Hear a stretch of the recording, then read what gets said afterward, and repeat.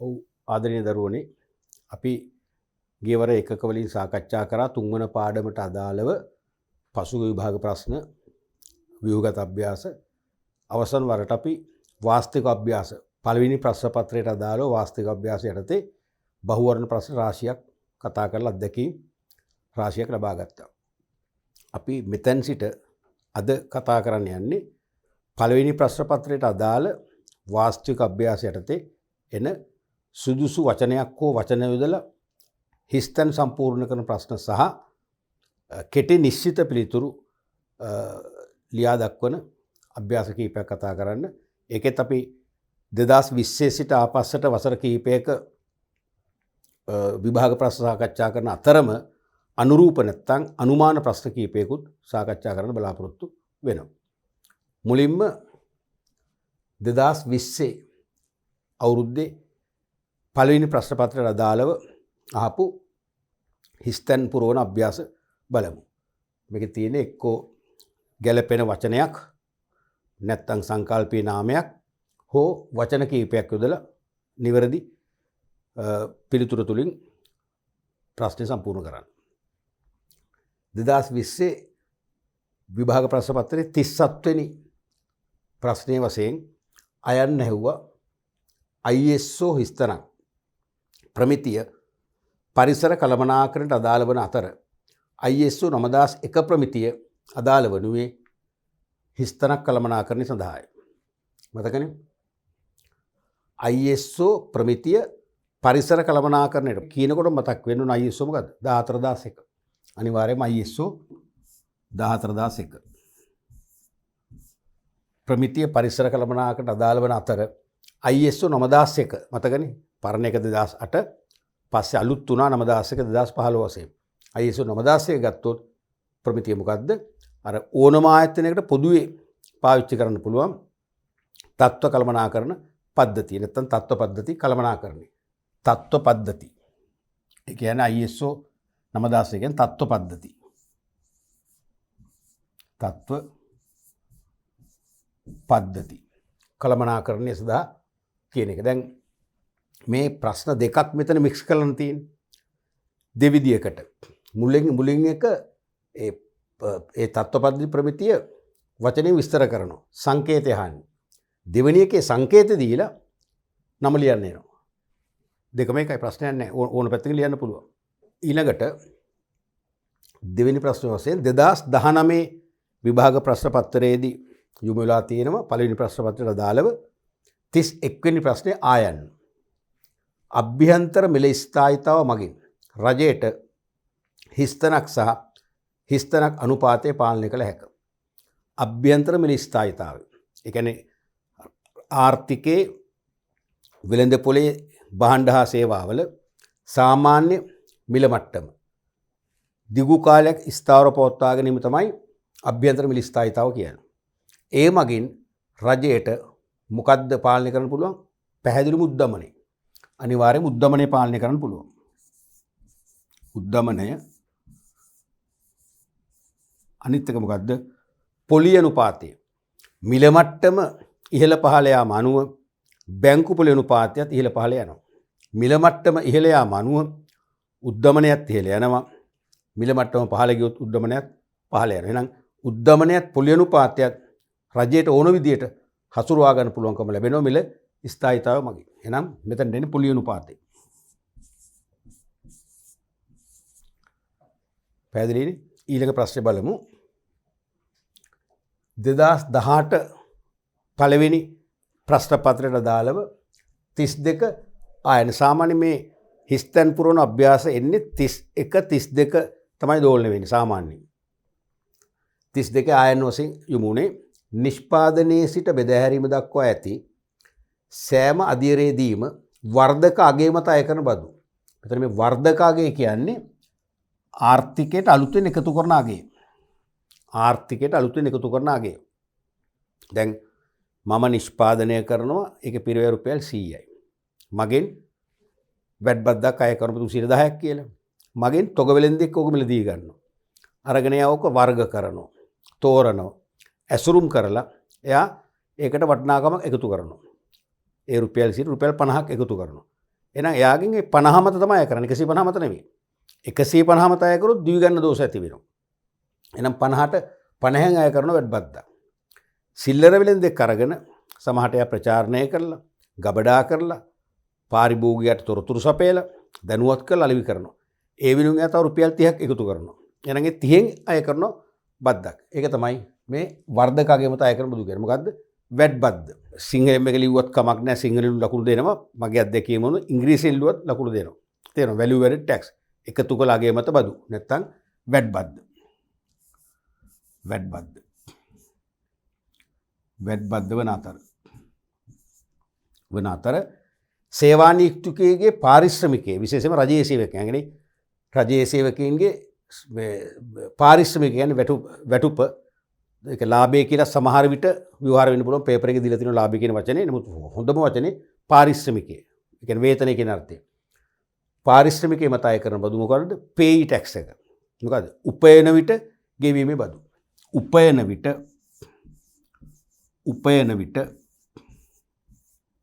ගෙවීමේ බදු. උපයන විට ගෙවීමේ බදු. පැහැදිලිනේ? ඊළඟට 2017 ඒ 32 ආ කොටසින් විවිධ ප්‍රශ්නේ තමයි දුම්කොළ හා මධ්‍යසාර බදු හිස්තනක් දෙපාර්තමේන්තු මගින් එකතු කරන අතර අය කරන අතර. ඒ කියන්නේ සුරාබදු අය කරන්නේ කොහෙන්ද? සුරාබදු දෙපාර්තමේන්තුවේ Department of Excise. සුරාබදු දෙපාර්තමේන්තුව.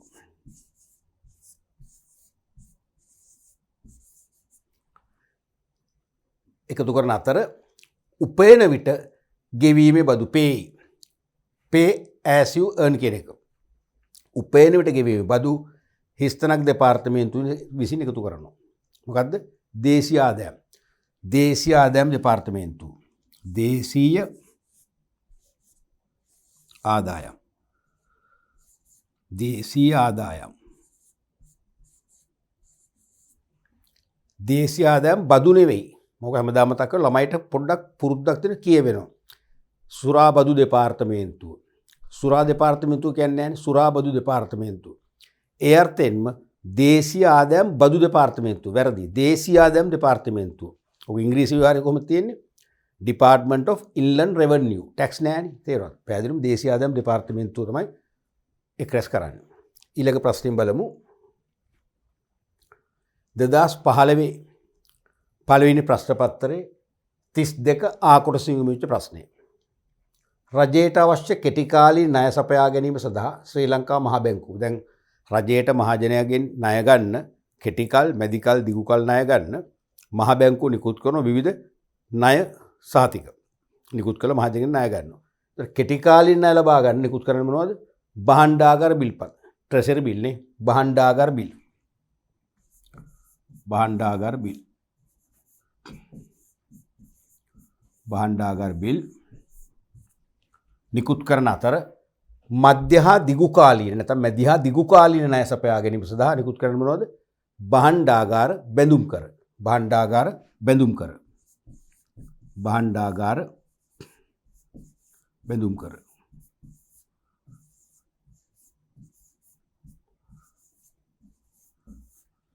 හරිනේ? ඒකම මේකෙන් ඇහුවේ නැතත් රජයට දිගුකාලීනව වසර 3කින් එහා කල්පිරණ කාලයකින් රැස් කරන ණය නම් මොකද නිකුත් කරන්නේ? රුපියල් සුරකුම්පත්. රුපියල් සුරකුම්පත්. ඒතර කෙටිකල් එක භාණ්ඩාගාර බිල්, මැදිකල් ණය සඳහා භාණ්ඩාගාර බැඳුම් කර, දිගුකාලීන ණය සඳහා රුපියල් සුරකුම්පත්. ඔය තුනම ඒකාබද්ධ කරාම පොදුවේ හඳුන්වන සංකල්පීය නාමය මොකක්ද? අපි කලින් කරා ඔක මතකද? ඔය තුනටම කියන පොදු නාමය මොකක්ද? රජයේ සුරකුම්පත්. රජයේ සුරකුම්පත්. ගවර්න්මන්ට් සිකියුරිටිස්. හරිනේ? ඊළඟ ප්‍රශ්නේ බලමු. මේක 2015 32 අයන්න සහ ආයන්න වශයෙන් ආපු සම්පූර්ණ ප්‍රශ්නයක්. බදු ආදායම හිස්තනක් යටතේද වර්තන වියදම හිස්තනක් යටතේද වර්ග කළ හැකියි. බදු ආදායම කොහොමද වර්ග කරන්නේ?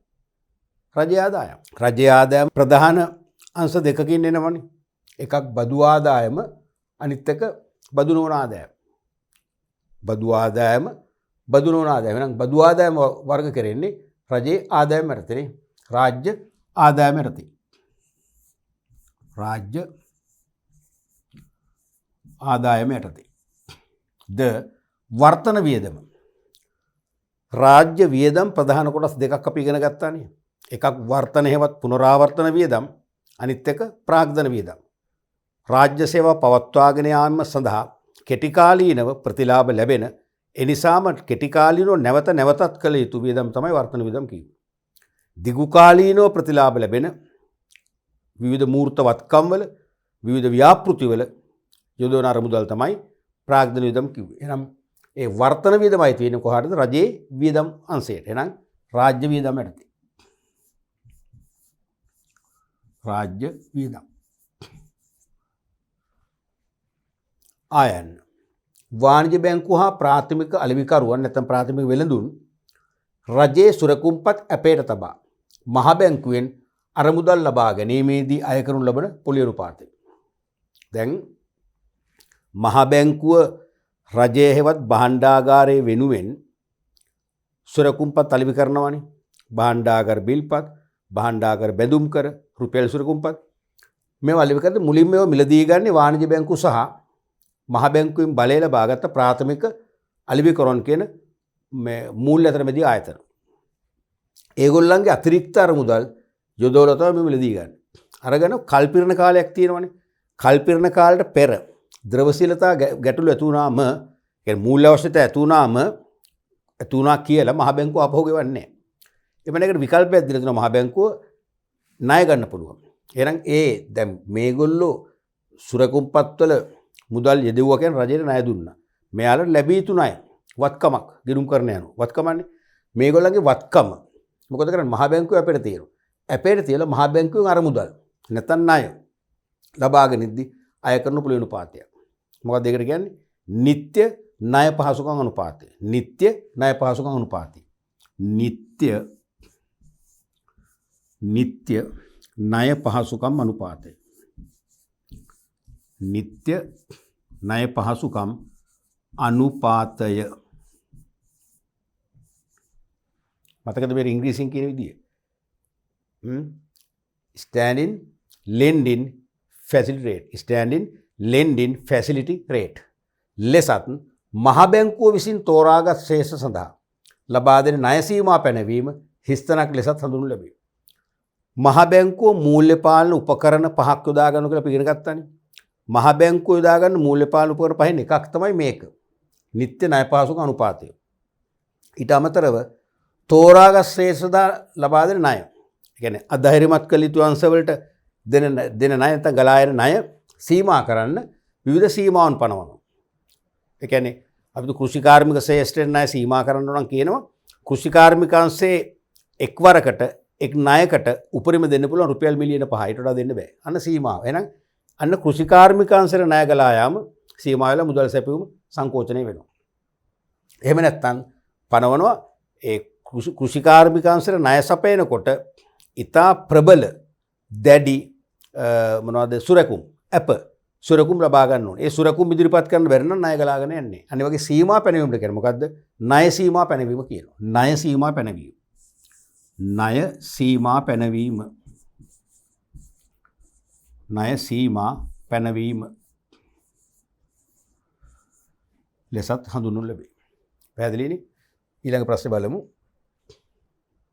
2013 වර්ෂයේ පළවෙනි ප්‍රශ්න පත්‍රයෙන් 32 අයන්න සහ ආයන්නෙන් අහපු සම්පූර්ණ ප්‍රශ්නයක්. මේකත් ලකුණු දෙකක්. මුල් එකට ලකුණු එකක්, මේකට ලකුණු එක. මතකනේ මේ සෑම වාස්තුවික ප්‍රශ්නයකටම ලැබෙන්නේ ලකුණු දෙකයි. අයනු આવොත් ඒක ලකුණු එක එක බෙදිලා යනවා. නැත්තම් අපි අයනු නැත්තම් සම්පූර්ණ ලකුණු දෙකම ලැබෙනවා. ඒත් එක්ක මේක විශේෂ දෙයක් මම මතක් කරනවා මෙතනදී. දැන් මේ අයන්නේ හිස්තන් දෙකක් අපේක්ෂා කරනවා කියන්නකෝ. හිස්තන් දෙකෙන් එකක් හරි, එකක් වැරදි. ඒකෙදි සමහර අවුරුදු වල දරුවනේ හිස්තන් දෙකෙන් එකක් හරිනම් ලකුණු දුන්නේ නැහැ.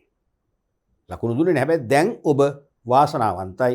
හිස්තන් දෙකෙන් එකක් හරි එකක් වැරදි. දැන් හිස්තන් දෙකක් කියන ලකුණු භාගයේ බැගින් ලකුණු එකක්නේ. එකක් පමණක් හරිනම් ලකුණු භාගය ලැබෙනවා. වැරදි එක ලකුණු භාගය ලැබෙන්නේ නැහැ. ඒ වාසිය තියෙන නිසා ඔබ වාසනාවන්තයි. ලෝක පාරිභෝගික ජනතාවගේ අයිතීන් රැක ගැනීමට කටයුතු කරන සංවිධානය. යන නමින් හඳුන්වනු ලැබේ. මුළු ලෝකයේම පාරිභෝගිකයන් ආරක්ෂා කරන්න විශේෂම පාරිභෝගික අයිතිවාසිකම් හඳුන්වා දෙමින් ලෝක පාරිභෝගික ප්‍රජාවගේ සෙවරැල්ල ලැබෙන ක්‍රියාත්මක වන ආයතනය කොහෙද? නෙදර්ලන්තයේ හේග් නුවර තියෙන. මොකද්ද? පාරිභෝගික ජාත්‍යන්තරය. පාරිභෝගික ජාත්‍යන්තරය. මතකයිනේ? පාරිභෝගික ජාත්‍යන්තරය. මේගොල්ලෝ ජෝන් එෆ් කෙනඩිගේ අයිතිවාසිකම් හතරට අමතරව තවත් අයිතිවාසිකම් හතරක් හඳුන්වා දෙමින් තමයි ලෝක පාරිභෝගික ප්‍රජාව ආරක්ෂා කරන්න අවදි කරන්න ක්‍රියාත්මක වෙන්නේ. ඊළඟට ආයන්න එම සංවිධානයේ විසින් ප්‍රකාශයට පත් කර ඇති ජගත් පාරිභෝගික දිනේ සෑම වසරකම හිස්තනක් දිනට දී ඇත. දැන් වාර්ෂිකව නැත්නම් වර්ෂයක් පාසා මේ ලෝක පාරිභෝගික ආරක්ෂණ ක්‍රියාවලිය සක්‍රිය මට්ටමින් පවත්වාගෙන යන්නේ. ලෝක පාරිභෝගික ජනතාව අතරින් ඈත් නොවි ජීවත් කරවන්න අනිවාර්යයෙන්ම දිනයක් වෙන් කරලා තියෙනවා. මුළු ලෝකෙම ඒ දිනය සමරනවා. මං කිව්වා ඒ දිනේ යොදාගත්තේ පාරිභෝගික අයිතිවාසිකම් පනතක් හඳුන්වා දෙමින්. ඒ තුලින් ප්‍රථම වරට ලෝකයට පාරිභෝගික අයිතිවාසිකම් හතරක් හඳුන්වා දී ඓතිහාසික දේශනයක් ඇමරිකන් පාර්ලිමේන්තුවේ පවත්වලා පාරිභෝගික ආරක්ෂණය සඳහා ලොවටම ආරාධනා කරමින් මුළු ලෝවම අවදි කළ දිනය තමයි 1962 මාර්තු 15. අනේ නිසා මාර්තු 15 තමයි මේ ලෝක පාරිභෝගික දිනේ සමරන එක මතක තියාගන්න පුළුවන් ඔබට. තේරුණානේ? මාර්තු 15 වන දිනට. මාර්තු 15 වන දිනට. පැහැදිලිනේ? ඊළඟට 2012 පළවෙනි ප්‍රශ්න පත්‍රයේ 32 ප්‍රශ්නය. ඒක තනි ප්‍රශ්නයක් අයනු නෑ 32 ප්‍රශ්නය. ආදායම් බදු සහ සමාගම් බදු හිස්තනක් බදු ලෙස වර්ග කළ හැකිද? බදු වර්ගීකරණය මතකයිනේ. බදු බර විතන් කිරීම හැකියාව මත. ආදායම් බදු සහ සමාගම් බදු මොන බදුද? ඍජු බදු. කාටවත් ඒක පවරන්න බෑනේ, විතන් කරන්න බෑ. බදු ගෙවන්නා විසින්ම බදු බර බදු වියදම දරා ගන්න ඕනේ. එහෙනම් ඍජු බදු.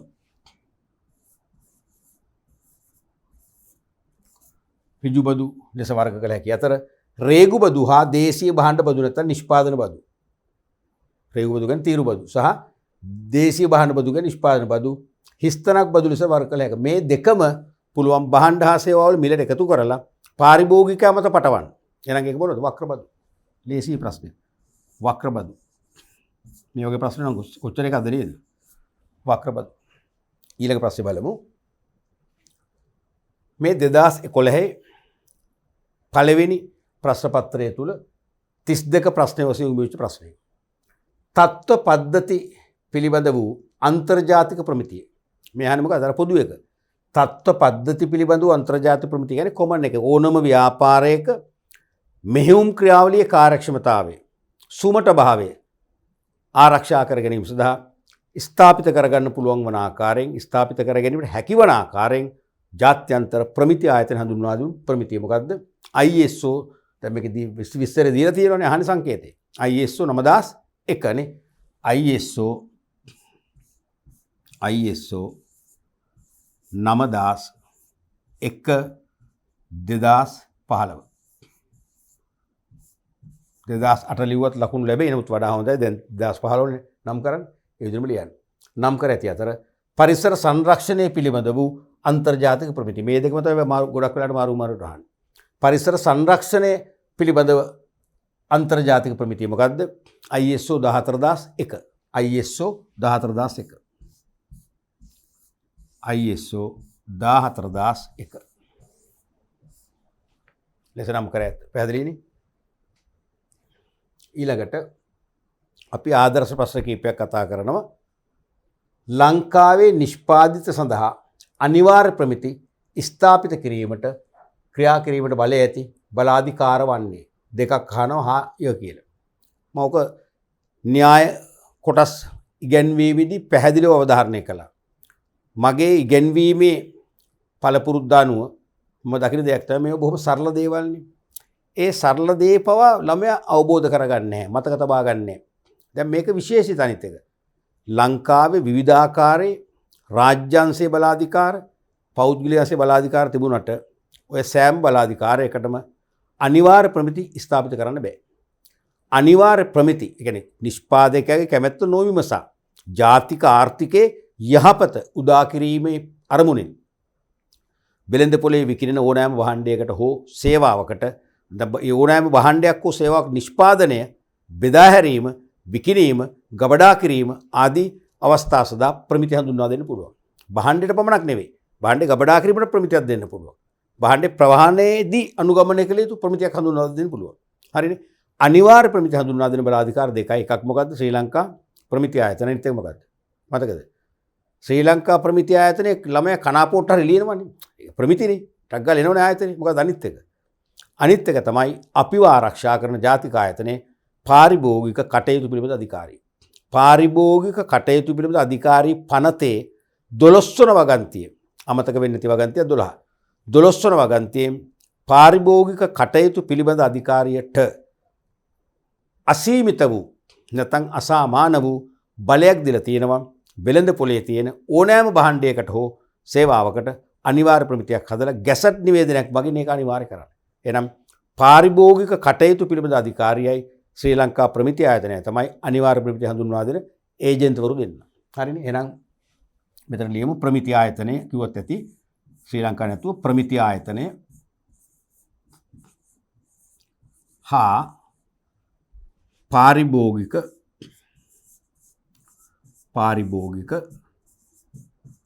කටයුතු පිළිබඳ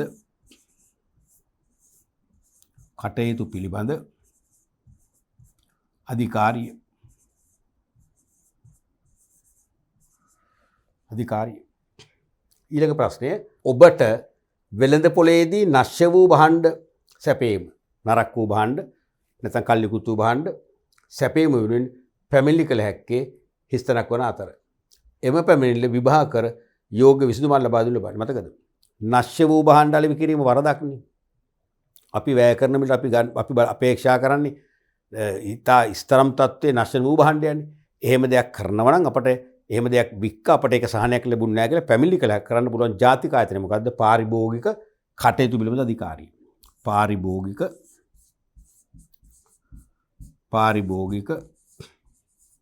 කටයුතු පිළිබඳ අධිකාරිය වන අතර එම පැමිණිල්ල විභාග කර යෝග්‍ය විසඳුම් ලබා දෙන කවුද? මේක නෙවෙයි. නිතරම අපි පැමිණිල්ල කරන්නේ පාරිභෝගික අධිකාරියටයි. හැබැයි විභාග කරන්නේ එම පනතින්ම ස්ථාපිත කරපු දෙවන බලාධිකාරිය වන පාරිභෝගික කටයුතු පිළිබඳ සභාව. හරිනේ. සභාව විසින් මේ පැමිණිල්ල විභාග කළාට පාරිභෝගිකයන් වන අපට අවසර නැහැ නීතියෙන් කෙලින්ම සභාව මුට යන්න. අපි යන්න ඕනේ අධිකාරියටයි. අපේ නියෝජිතයා අධිකාරියයි. තේරුණාද? අපි දෙන පැමිණිල්ල අධිකාරියෙන් තමයි සභාවට යොමු කරන්නේ. එහෙනම් මෙතනට එන්නේ පාරිභෝගික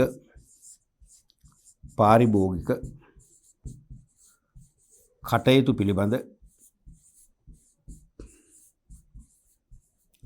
සභාව මගින්. හරිනේ. පැමිණිලි කරන්නේ අධිකාරියට, පැමිණිලි විභාග කරන්නේ සභාව. ඊළඟ ප්‍රශ්නය ලංකාවේ නිෂ්පාදිත සඳහා ප්‍රමිති ආයතනයේ මැදිහත් වී ක්‍රියාවට නංවනු ලබන්නේ හිස්තනක් සහ හිස්තන ප්‍රමිතියෙන්. නැත්නම් ශ්‍රී ලංකා ප්‍රමිති ආයතනය ලංකාවට ප්‍රමිති වර්ග මූලිකව දෙකක් හඳුන්වා දෙනවා. එකක් මොකද්ද? ස්වේච්ඡා ප්‍රමිති. එකක් අනිවාර්ය ප්‍රමිති. ස්වේච්ඡා ප්‍රමිති කියන්නේ නිෂ්පාදකයින්ගේ අවශ්‍යතාවය මත, නිෂ්පාදකයින්ගේ කැමැත්ත මත ඒගොල්ලෝ භාණ්ඩයකට ප්‍රමිතියක් හදලා ඒක අනුමත කරලා ඉල්ලනවා. ඒතර නියදි පරීක්ෂාවක් කරලා ප්‍රමිතිය තිබේ නම් ඒක අනුමත කරමින් SLS ලාංඡනය පාවිච්චි කරන්නත් අවසර දෙනවා. ඒක තමයි ස්වේච්ඡා ප්‍රමිති කියන්නේ. අනිවාර්ය ප්‍රමිති එහෙම නෙවෙයි. එක්ක රජයේ අවශ්‍යතාවය මත නැත්නම් ජාතික ආර්ථිකයේ යහපත පිණිස නිෂ්පාදකයන් කැමැත්ත නොවිමසා නිෂ්පාදක එකගතාවේ විමසන්නේ නැතුව ප්‍රමිති ආයතනයේ ප්‍රමිතියක් හදලා ගැසට් නිවේදනයක් මගින් ඒක අනිවාර්ය කරනවා භාවිතා කරන්න. එහෙනම් ප්‍රමිති වර්ග දෙකයි. එකක් ස්වේච්ඡා ප්‍රමිති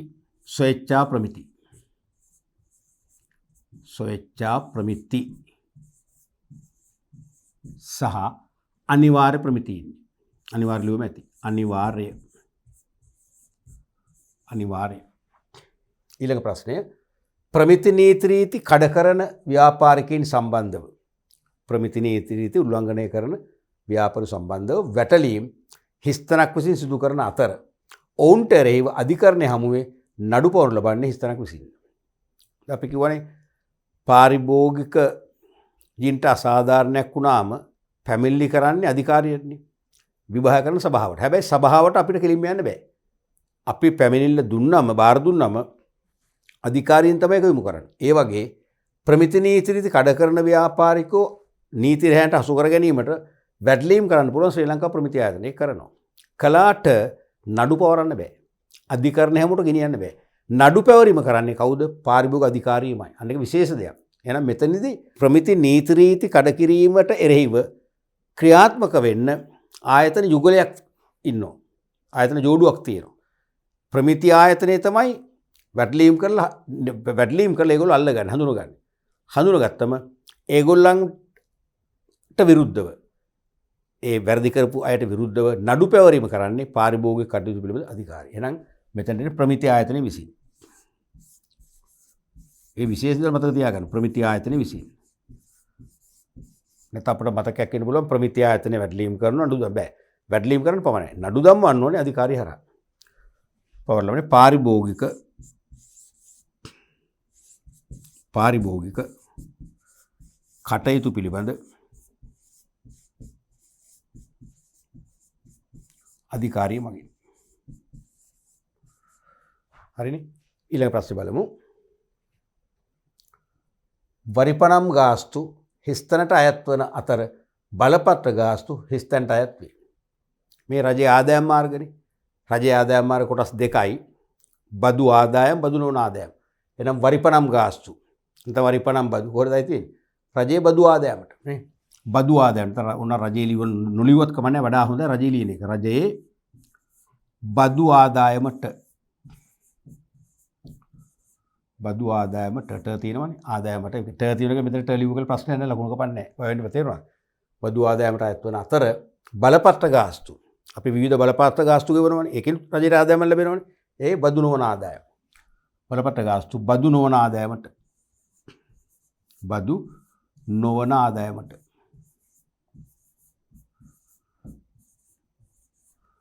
අයත් වේ.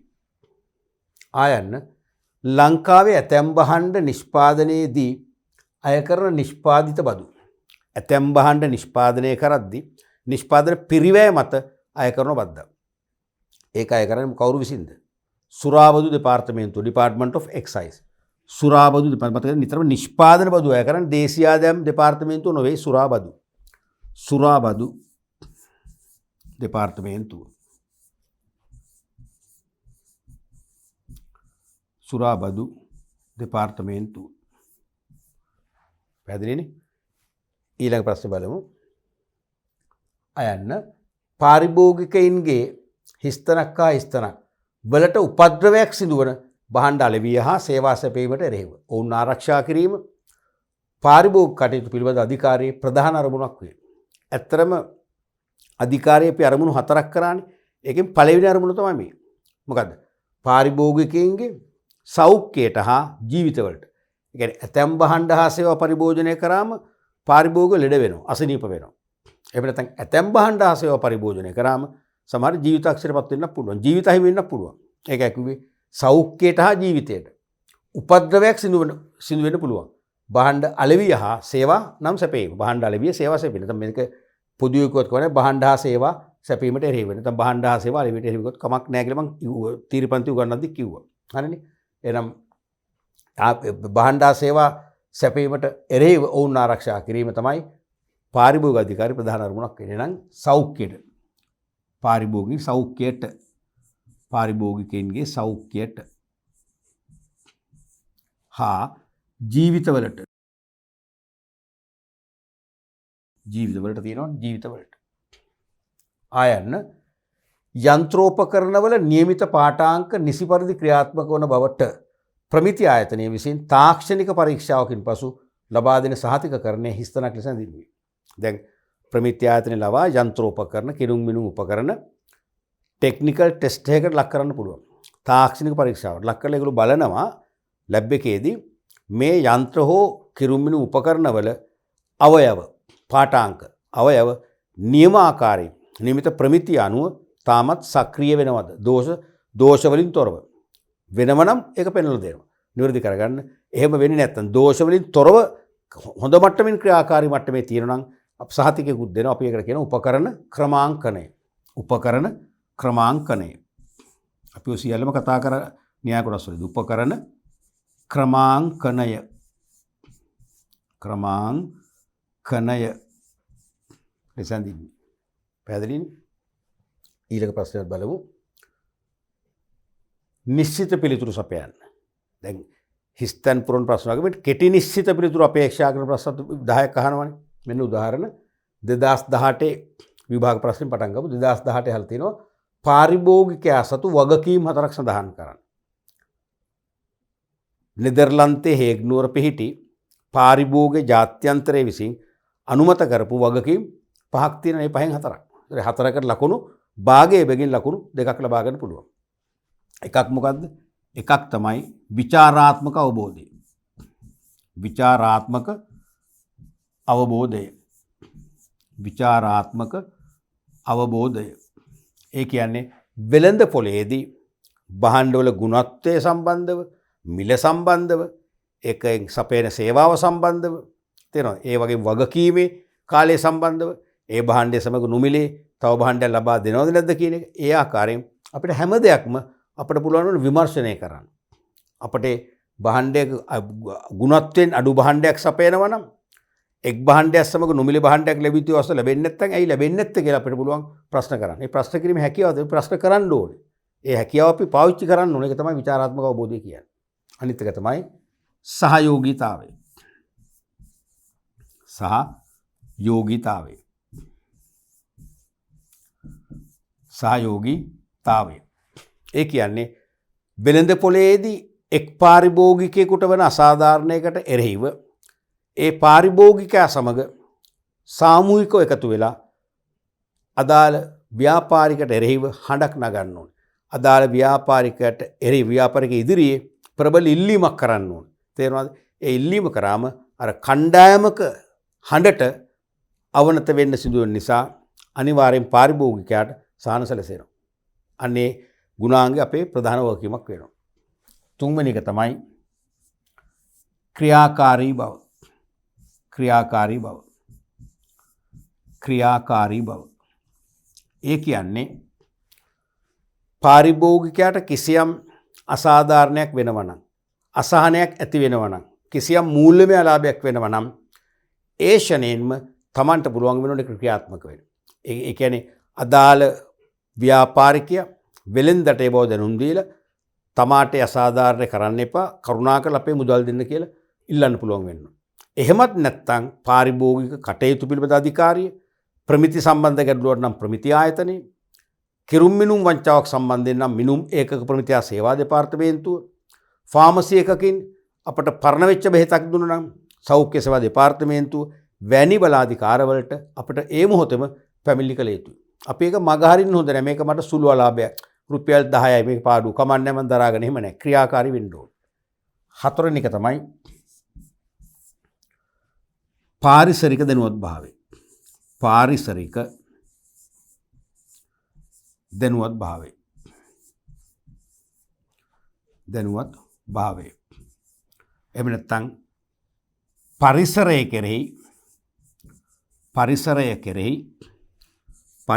කෙරෙහි සැලකිලිමත් බව. පරිසරය කෙරෙහි සැලකිලිමත් බව. දෙකම හරි. එක්කෝ පාරිසරික දැනුවත් භාවය නැත්නම් පරිසරය කෙරෙහි. ඒ කියන්නේ පාරිභෝගිකයන් තමන්ගේ වොමනා සපුරා ගැනීමේදී අවට පරිසරයට කිසිදු හානියක් වෙන්න බෑ. පරිසර දූෂණයට ඉඩක් තියෙන්න බෑ. පරිසර දූෂණයට කොහෙත්ම ඉඩක් ඇති නොවන ආකාරයෙන් පරිසරය ගැන අවධානය යොමු කරලා තමන්ගේ වොමනා සපුරා ගැනීමේ බැඳීමක් තියෙනවා. ඒක තමයි මේ පාරිසරික දැනුවත් භාවය කියන වගේම කියවෙන්නේ. තව එකක් තියෙනවා සමාජය කෙරේ සැලකිලිමත් බව. සමාජයට හානියක් වෙන්න බෑ. මතකනේ? ඊළඟ ප්‍රශ්නය 2017 විභාග ප්‍රශ්නය 41 ප්‍රශ්න වශයෙන් අහලා තියෙනවක පහත ප්‍රමිතීන්ට අදාළ පද්ධති සහතිකරණය නැත්නම් ශ්‍රේෂ්ඨ ලියන්න. ISO 9001 2015 මොනවද? තත්ත්ව පද්ධති සාතිකරණය. නැත්නම් තත්ත්ව කළමනාකරණ පද්ධති කිව්වොත් කමන්නේ වඩා භාවිතා කරන තත්ත්ව පද්ධති සාතිකරණ කොමන් එක. ඕනම ආයතනයකට දාගන්න පුළුවන්. නේ? තත්ත්ව පද්ධති. තත්ත්ව පද්ධති සාතිකකරණය.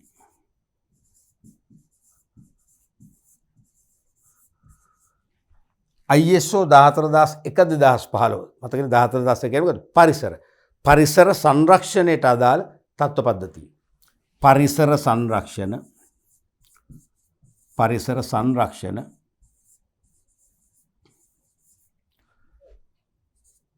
තත්ත්ව පද්ධතිය.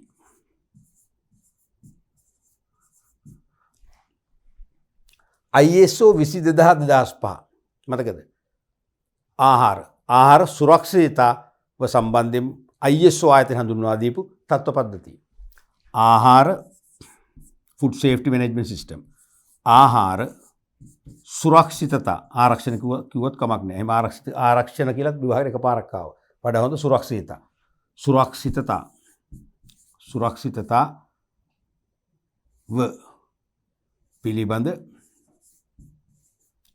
පිළිබඳ තත්ත්ව පද්ධතිය. ISO 26000 මේක එකම කැසරේ විභාගයට ඇහුවේ. ISO 26000 කියන්නේ දැන් පේනවා මේ 2017 මේක ඇහුවේ විභාගයට. ISO 26000 කියන්නේ සමාජ වගකීම් පිළිබඳ මාර්ගෝපදේශය. ඒ කියන්නේ ව්‍යාපාරිකයෝ සමාජයක් තුලනේ ක්‍රියාත්මක වෙන්නේ. සමාජයක් තුල ඉඳගෙන සමාජයටම සේවා සැලසෙමින් සමාජයේ ලාභ උපයෝගන කරන්නේ. එහෙමනම් Taman ව්‍යාපාරික සේවා සපයලා ලාභ උපයගන්නේ සමාජයෙන් නිසා ඒ සමාජයට දැඩි වගකීමකින් කටයුතු කළ යුතුයි කියන මතය අනුව ඒ දැඩි වගකීමකින් යුතුව කටයුතු කරන පෙළඹවීමට ව්‍යාපාරිකයන්ට අනුගමනය කිරීමට හඳුන්වා දීපු ISO ආයතනයේ තත්ත්ව පද්ධතිය තමයි. මේ තත්ත්ව පද්ධතිය දෙන අවශ්‍යතා 11ක්. මේ අවශ්‍යතා 11 අපි ක්‍රියාත්මක කරන කල සමාජයට කිසිම හානියක් වෙන්නේ නැහැ. සමාජයට කිසිම අහිතකර භාවයක් ඇති වෙන්නේ නැහැ. අපි සමාජයට සෑම කියන පරිසර දූෂණය කරන්නේ, සමාජයට අපි අපහාස කරන්නේ, සමාජ ගරුත්වයට අපි කෙලසන්නේ, සමාජයේ පුද්ගලයන් තියෙන ආත්ම ගරුත්වයට අපි හානි කරන්නේ. තේරෙනවද? සමාජයේ කීර්තිමත් සමාජයක් බවට පත් කරන ආකාරයෙන් අපි වගකීමෙන් යුතුව අපේ සෑම ව්‍යාපාර කාර්යයක්ම සැලසුම් කළ දියත් කරන්න පෙළඹෙනවා මේ පද්ධතිය අනුව. එහෙනම් මේකට කියන්නේ සමාජ වගකීම්. සමාජ වගකීම් මාර්ගෝපදේශ. සමාජ වගකීම් මාර්ගෝපදේශ. තත්ත්ව පද්ධතිය. ඊළඟ ප්‍රශ්නය 2016 විභාග ප්‍රශ්නය. ශ්‍රී ලංකා ප්‍රමිති ආයතනයේ විසින් ප්‍රමිති ක්‍රියාත්මක කරන ආකාර 4ක් සඳහන් කරන්න. ශ්‍රී ලංකා ප්‍රමිති ආයතනයේ විසින් ප්‍රමිති ක්‍රියාත්මක කරන ආකාර අපි 8ක් කතා කර මතක ඇති. එයින් ඕනම 4ක්. තේරෙනවද? ශ්‍රී ලංකා ප්‍රමිති ආයතනයේ විසින් ප්‍රමිති ක්‍රියාත්මක කරන ආකාර 4ක්. එකක් තමයි SLS. ඒක ඉංග්‍රීසියෙන් ලියන එක වඩා හොඳයි. SLS ලාංඡන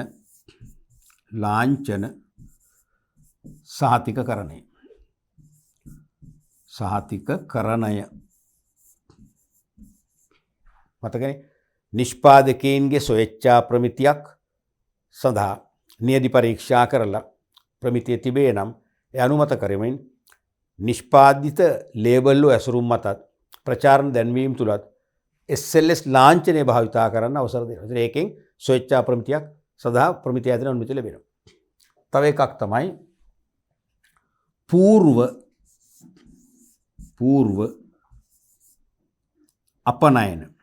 పూర్ව අපනයන පරීක්ෂාව මගින්. පූර්ණ අපනයන පරීක්ෂාව මගින්.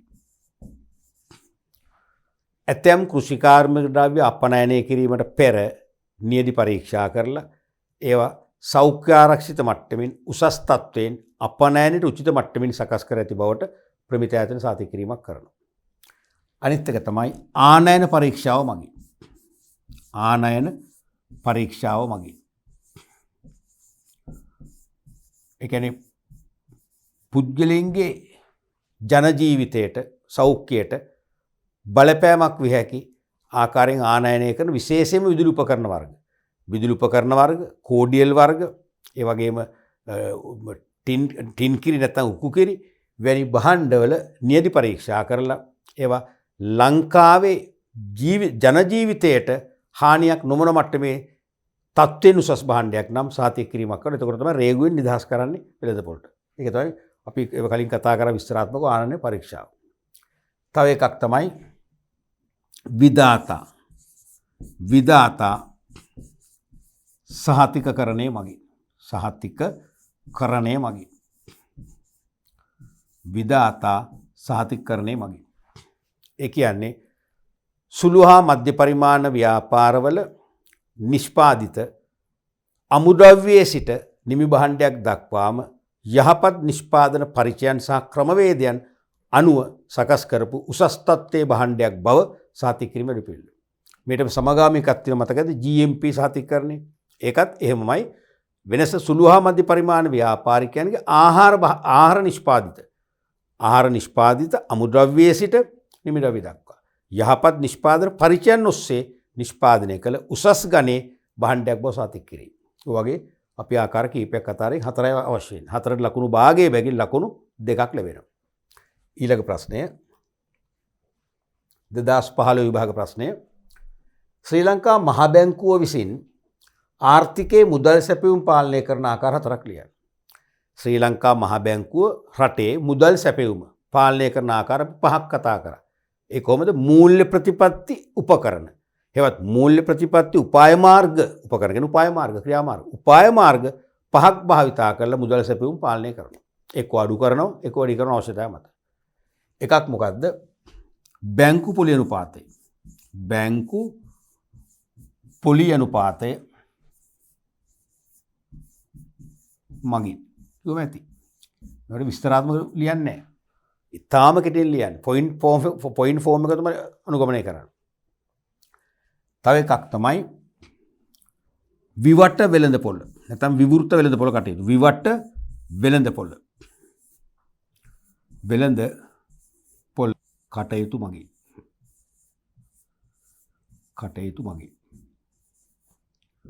මතකයි රජේසුර කුම්පත් මිලදී කිරීම සහ විකිණීම. තුන්වෙනි එක තමයි අවම සංචිත අවශ්‍යතා. අවම සංචිත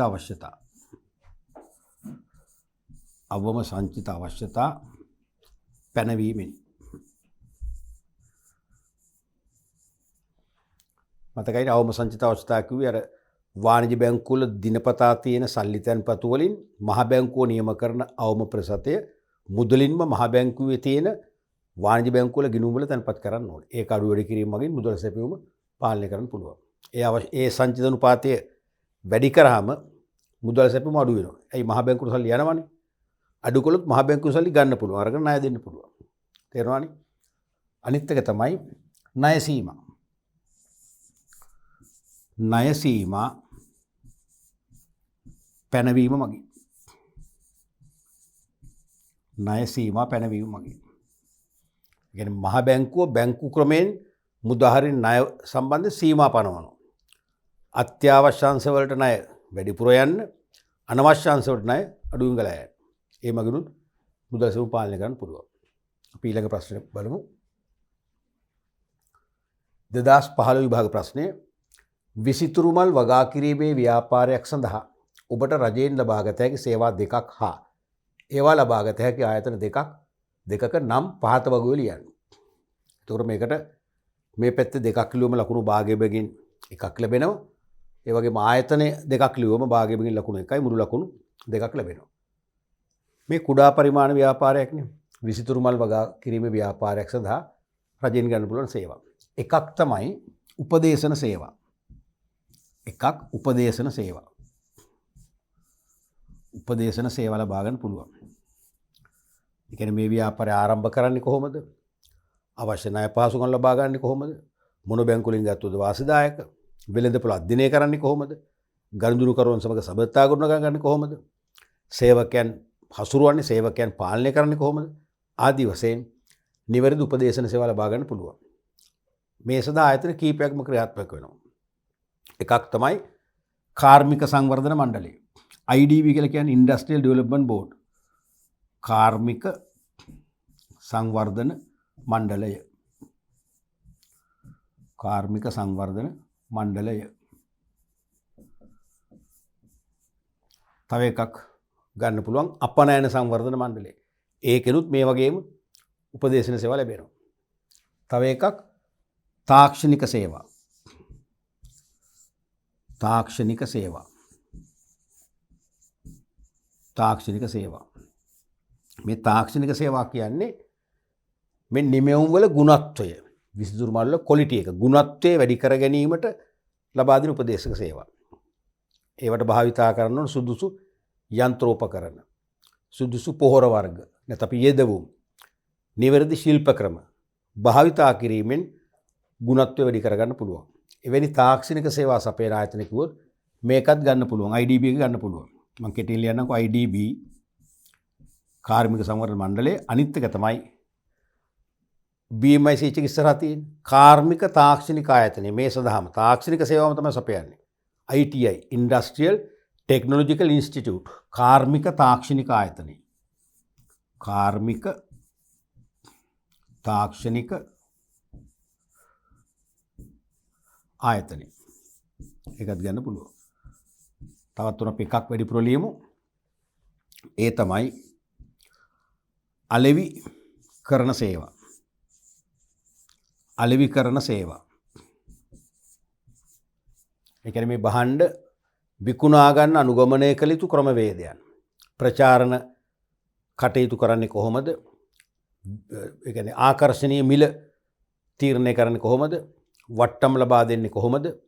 ඒ වගේම භාණ්ඩ බෙදාහැරීමේදී අකණ්ඩව වෙළඳ පොලේ හිඟයක් ඇති නොවන ආකාරයෙන් භාණ්ඩ බෙදාහැරීමට සුදුසු බෙදාහැරීමේ ක්‍රම අපි කියනවා බෙදාහැරීමේ මාර්ග distribution channels පාවිච්චි කරන්නේ කොහොමද ආදී වශයෙන් උපදේශකයෝ ගන්න පුළුවන්. ඒ සඳහා ප්‍රධානම ආයතනය තමයි වාණිජ්‍ය දෙපාර්තමේන්තුව. වාණිජ්‍ය දෙපාර්තමේන්තුව. වාණිජ්‍ය දෙපාර්තමේන්තුව. එහෙම නැත්නම් අපනය මේ විසිතුරු මල් අපනයනය කරනවා නම් අපනයනයේදී අලෙවි කරන සේවා ලබා ගන්න පුළුවන් අපනයන සංවර්ධන මණ්ඩලය. අපනයන සංවර්ධන මණ්ඩලය.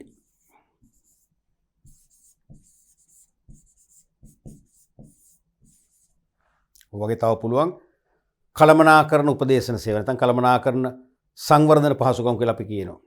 ජාතික ව්‍යාපාර කළමනාකරීත්ව ආයතනය SLBDC ශ්‍රී ලංකා බිස්නස් ඩෙවලොප්මන්ට් සෙන්ටර් නැත්නම් ශ්‍රී ලංකා ව්‍යාපාර සංවර්ධන මධ්‍යස්ථානය ආදී ආයතනින් ගන්න පුළුවන්. මෙන්න මේ වගේ කරුණු දෙකකට ලකුණු මේ පැත්තට ලකුණු භාගය එකයි මෙතනට ආයතන එකකට මෙතනට භාගය මෙතනට භාගය ලකුණු එකයි ලකුණු දෙකක් ලැබෙනවා. ඊළඟ ප්‍රශ්නයට යමු. 2015 විභාග ප්‍රශ්නයක් සුළු ව්‍යාපාරවල සාර්ථකත්වයේ සඳහා රජයෙන් හෝ වෙනත් ආයතන වලින් ලබා දෙන සේවා වර්ග හතරක් ලියන්න. සුළු ව්‍යාපාරවල සාර්ථකත්වයේ සඳහා රජයෙන් හෝ වෙනත් ආයතන වලින් ලබා දෙන සේවා. ඕනම එකක් රාජ්‍යාංශයෙන් වේවා පෞද්ගලිකංශයෙන් වේවා. අපි ඉස්සෙල්ලා ලිව්වෙත් ඒවා තමයි. එක පැත්තකට මොනවද? එකක් තමයි අලෙවි කරන උපදේශන සේවා. අලෙවි කරන උපදේශන සේවා ලබා ගන්න පුළුවන්. තව එකක් තමයි තාක්ෂණික උපදේශන සේවා ලබා ගන්න පුළුවන්. ඒ කියන්නේ භාණ්ඩ වල ක්වොලිටි එක වර්ධනය කරගන්න. තව එකක් තමයි මූල්‍යමය උපදේශන සේවා. ඒ කියන්නේ අපිට අවශ්‍ය අරමුදල් වඩාත්ම වාසිදායක මාර්ගවලින් අඩු පොලිය, අඩු කොන්දේසි, සරල අපසොරකුම් මාර්ගයෙන් ලබා ගන්න පුළුවන් මූල්‍යායතන මොනවද කියලා අපිට උපදෙස් ලබා ගන්න පුළුවන්. තවත් එකක් තමයි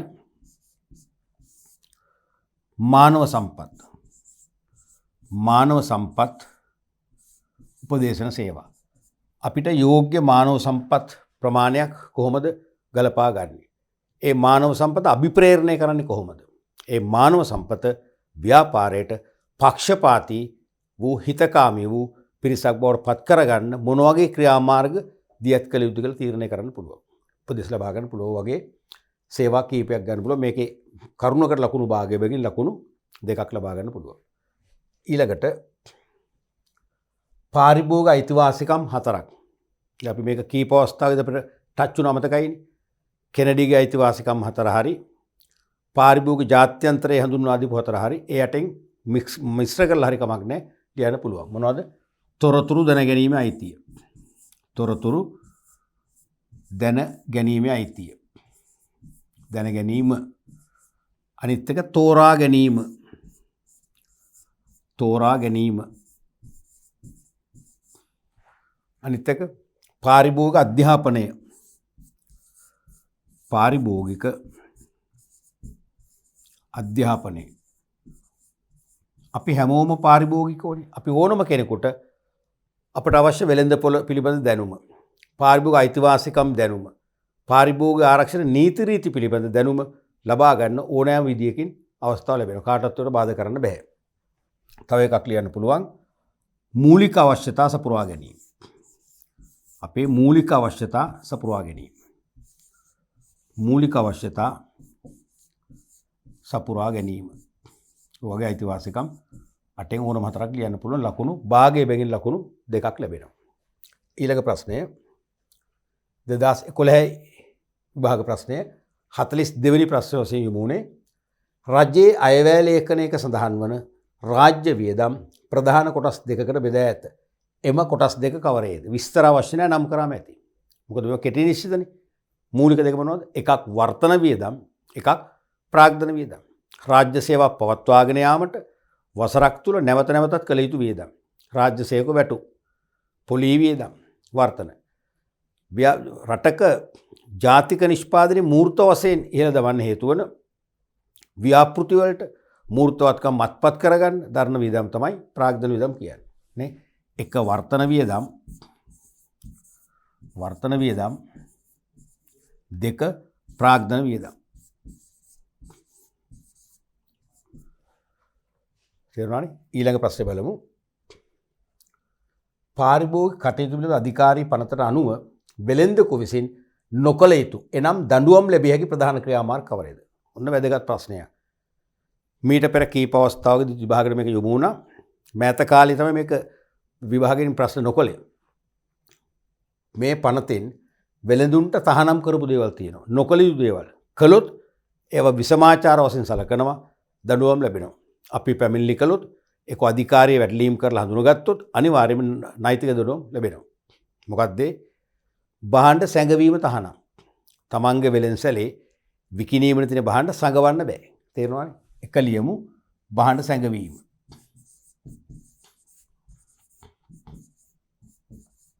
භාණ්ඩ සැඟවීම නොකළ යුතුයි. දෙවැනි එක තමයි තමන්ගේ වෙළෙන්සැලේ විකුණන්න තියෙන භාණ්ඩ තියෙනවානේ. එක්කෝ රාක්ක මත තබා ඇති භාණ්ඩ. එහෙම නැත්නම් ප්‍රදර්ශන කුටි මත තබා ඇති භාණ්ඩ. නැත්නම් රාක්ක තුල නැත්නම් ෂෝරූම් එකේ රඳවා ඇති භාණ්ඩ. ඒ භාණ්ඩ විකිණීම ප්‍රතික්ෂේප කරන්න බෑ. දැන් සමහර වෙළෙන්දෝ කියනවා ආයක විකුණන්න අපි ෂෝ එකට තියලා තියෙනවා. ඒක විකුණන්නේ නැහැ. ඒක අපේ ගෙදර පරිභෝජනෙට තියෙන. එහෙම කියන්න බෑ. එහෙම නම් ඒක අයින් කරන්න ඕන. මොකද කලින් තිබුණ භාණ්ඩ විකිණීමේ ආඥා පනත කියලා එකක්. ඒ පනතුනුත් මේක තහනම්. මොකද ඒ පනත තියෙන කාලේ සලකන්නේ භාණ්ඩයක් ප්‍රදර්ශන කුටියක හෝ රාක්කයක් මත නැත්නම් විදුරල් මාරයක අසුරලා තිබෙනවා නම් ආරාධනාවක් කරන පාරිභෝගිකයන්ට ඒ භාණ්ඩය මිලදී අරන් පරිභෝජනය කරන්න කියලා. අපි ඒ ආරාධනාව පිළිගන්න කියලා ඉල්ලනවා. ඒතර ප්‍රතික්ෂේප කරන්න බෑ. සපුරා තහනම්. තේරෙනවද? විකිණීම ප්‍රතික්ෂේප කිරීම. විකිණීම ප්‍රතික්ෂේප කිරීම.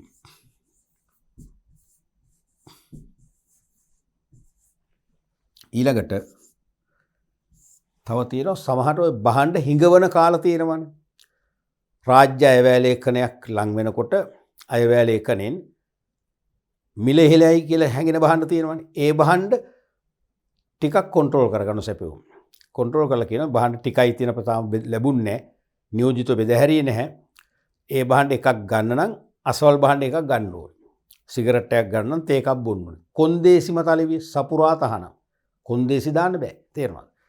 තුන්වෙනි එක තමයි කොන්දේසි මත අලෙවි කිරීම. කොන්දේසි මත විකිණීම තහනම්. හතරවෙනි එක තමයි භාණ්ඩයක ලකුණු කළ මිල තියෙන මාකප් ප්‍රයිස් එක. ඒක ලේබලේ ඒ ලකුණු කළ මිල උඩින් තව මිල ලේඛනයක් අලවනවා. අලුත් මිලක් නැත්නම් මිල පෑනින් කපලා හදනවා. සපුරා තහනම්. ඒතර ලියන්න ඕනේ ලකුණු කළ මිල මාකප් ප්‍රයිස් එක. ලකුණු කළ මිල වෙනස් කිරීම. තහනම් ක්‍රියාව. දැන් මේක අහලා නැහැනේ දරුවනේ කීයක්ද කියලා.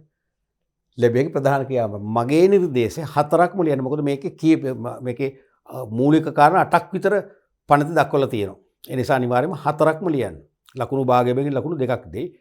ඇතැම් විට 2ක් අපේක්ෂා කරන්න පුළුවන් කරන්න දෙයක් නැහැ.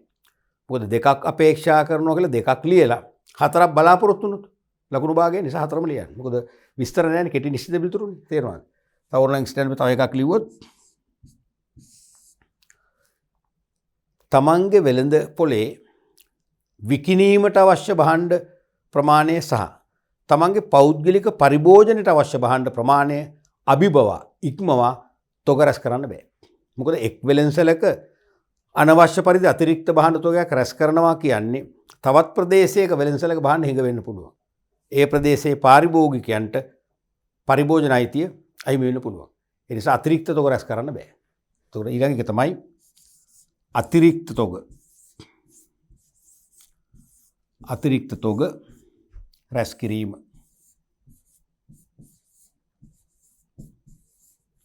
සම්පූර්ණ තහනම්. මොන වගේ කරුණු 4කට ලකුණු 2ක් ලැබෙනවා. ඊළඟට පාරිභෝගික කටයුතු අධිකාරී පනතට අනුව සිල්ලර වෙළඳුන් විසින් තම වෙළඳසැල තුළ ප්‍රසිද්ධ කළ යුතු මූලාශ්‍ර 2ක් නම් කර ඒවා තුළ ඇතුළත් කළ යුතු මූලිකාංග කවරේද සඳහන් කරන්න.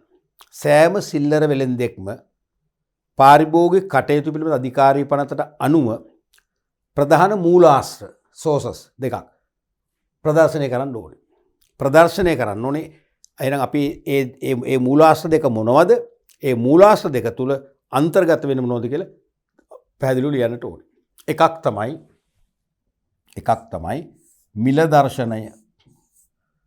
මිල දර්ශනය. දැකලා තියෙනවනේ මේක? මිල දර්ශනය. සෑම වෙළෙන්සැලකම ඔබ දැකලා තියෙනවා. සාමාන්‍යයෙන් කියන්නේ කළු පාට පුවරුවක බෝඩ් එකක විකුණන භාණ්ඩ නම් කරලා උපරිම සිල්ලර මිල. ඒක දිනපතා වෙනස් වෙනවා. දිනපතා වෙනස් කරන්න ඕනේ.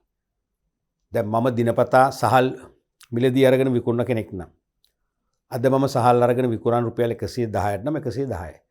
හෙට 115ට නම් විකුණන්නේ මේක පතන කන්ට්‍රෝල් ප්‍රයිස් එක නෙවෙයි. මම ආලි විකරන මිල.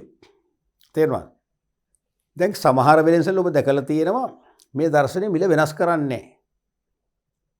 අපි හිතමු රතු කැකුළු කිලෝයක රුපියල් 70යි. පරණ මිල තියෙන. අපිට අයිතියක් තියෙනවා මේ මිල ගෙවලා සහල් ගන්න. ඇයි යා කියන මිල නේක. එයා මිල සංශෝධනය නොකිරීම අපේ වරදක් නෙවෙයිනේ. එක සැරයක් විභාගයට ප්‍රශ්නයක් ඇහුවා.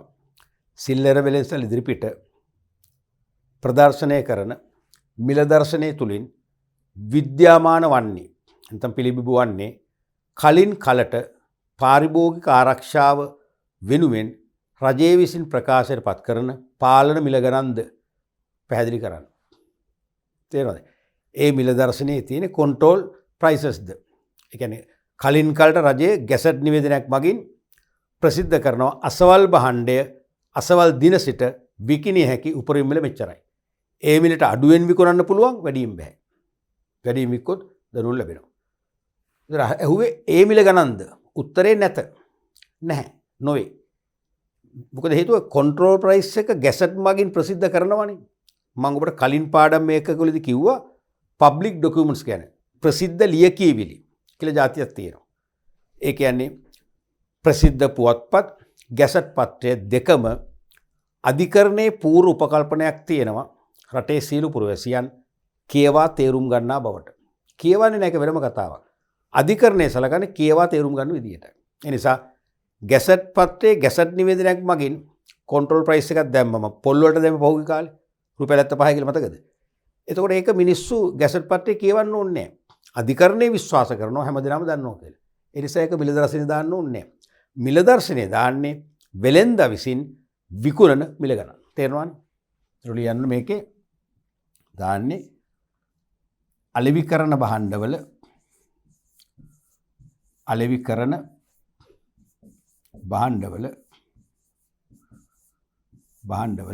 මිල ගණන්. උපරිමනේ උපරිම සිල්ලර මිල ගණන්.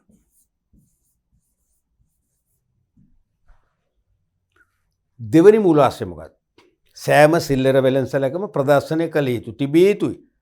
නමුත් ඔබට මම කිව්වන් පස්සේ තේරෙයි මම නම් පෞද්ගලිකව වෙළඳසැල් 100ක් ගත්තොත් 90කම මේක දකින්නේ. 10ක පමණ මම දැකලා තියෙනවා. නැතුව නෙවෙයි. ඔබ නම් මං හිතන්නේ 100න් 99කම දැකලා නැතුව ඇති. දැන්වීම් පුවරුව. දෙවනි එක තමයි දැන්වීම් පුවරුව නෝටිස් බෝඩ් එකක්. දැන්වීම් පුවරුවක් තියෙන්න ඕනේ. දැන්වීම් පුවරුව. ඒ ප්‍රමාණය කියලා නැහැ. ඉතින් පාරිභෝගික කාම ඒ අදාළ නියෝග නිවේදන කියවන්න පුළුවන් වන විදිහට ඒ නිවේදන නියෝග ෆොටෝකෝපි කරලා හරි අලවන්න නැත්නම් ෆික්ස් කරන්න පුළුවන් බෝඩ් එකක් වෙන්නට ඕනේ. මොනවද මේක තියෙන්නේ? පාරිභෝගික කටයුතු පිළිබඳ අධිකාරිය පාරිභෝගිකයින් ආරක්ෂා කිරීම පිණිස කලින් කලට වෙළඳුන්ට යම් යම් නියෝග පනවනවා. යම් යම් දැන්වීම් ප්‍රකාශ කරනවා. අන්නේ නියෝග හා දැන්වීම් පාරිභෝගිකයාගේ දැනගැනීම සඳහා ප්‍රසිද්ධ කරන්න දැන්වීම් පුවරුවක් ඕනේ. ඒ එන්නේ ලිඛිත නියෝගයක් වෙන්න පුළුවන්, ලිඛිත දැන්වීමක් වෙන්න පුළුවන්.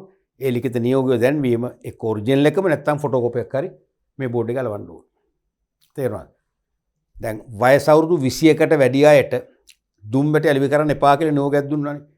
ඒක පාක අධිකාරියෙන් දීපු නියෝගයක්. අන්න ඒක දැන්වීම් පුවරු දාන්න ඕනේ. ඒතර 21කට අඩු කෙනෙක් දුම්බැටියක් ඉල්ලුවොත් කියන පුළුවන් නෝටිස් බෝඩ් එකේ කියවුවද?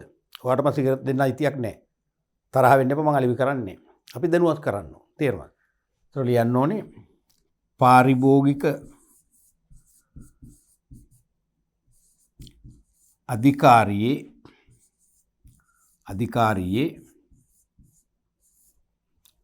නියෝග හා දැන්වීම. නියෝග හා දැන්වීම ප්‍රසිද්ධ කිරීම.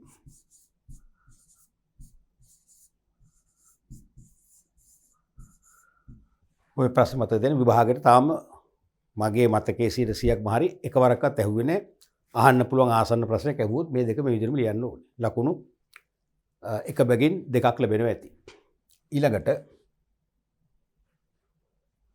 පාරිභෝගිකයන් ආරක්ෂා කිරීමේ අරමුණෙන් පාරිභෝගිකයන් වෙත පාරිභෝගික අධ්‍යාපනය ලබා දීම සඳහා පාරිභෝගික කටයුතු පිළිබඳ අධිකාරිය ක්‍රියා කරන ආකාරයන් තුනක් පැහැදිලි කරන්න. පැහැදිලි කරන්න කිව්වට කලබල වෙන්න එපා. මේ ව්‍යුහගත ප්‍රශ්න නෙවෙයි. කෙටි නිශ්චිත පිළිතුරු අපේක්ෂා කරන ප්‍රශ්න. ඊටාම කෙටින් කරුණතර ලියන්න. තේරුණාද? පාරිභෝගික කටයුතු පිළිබඳ අධිකාරිය එක කාර්යයක් තමයි පාරිභෝගික අධ්‍යාපනය නගා සිටුවේ. අපි දන්නේ නැහැ වෙළඳ පොලේ ව්‍යාජ භාණ්ඩ හඳුනගන්නේ කොහොමද? වෙළඳ පොලේ සමහරට ලකුණු කළ මිලට වඩා වැඩියෙන් අලෙවි කරන වෙළඳු කවුද? එහෙම දඩුවම් ලැබුපු අය කවුද? වෙළඳ පොලේ ප්‍රමිති සහිත භාණ්ඩ මොනවද? ප්‍රමිති රහිත භාණ්ඩ මොනවද? ඒ නිසා අපිව දැනුවත් කරනවා. දැනුවත් හා තාර්කික පාරිභෝගිකයෙක් වශයෙන් වෙළඳ පොලේ ක්‍රියාත්මක වෙලා තම ආරක්ෂාව සහතික කරගන්න අවශ්‍ය දැනුම හා කුසලතා ලබා දෙන්න ක්‍රම කීපයක් අනුගමනය කරනවා. එකක් තමයි කාලීන පාරිභෝගික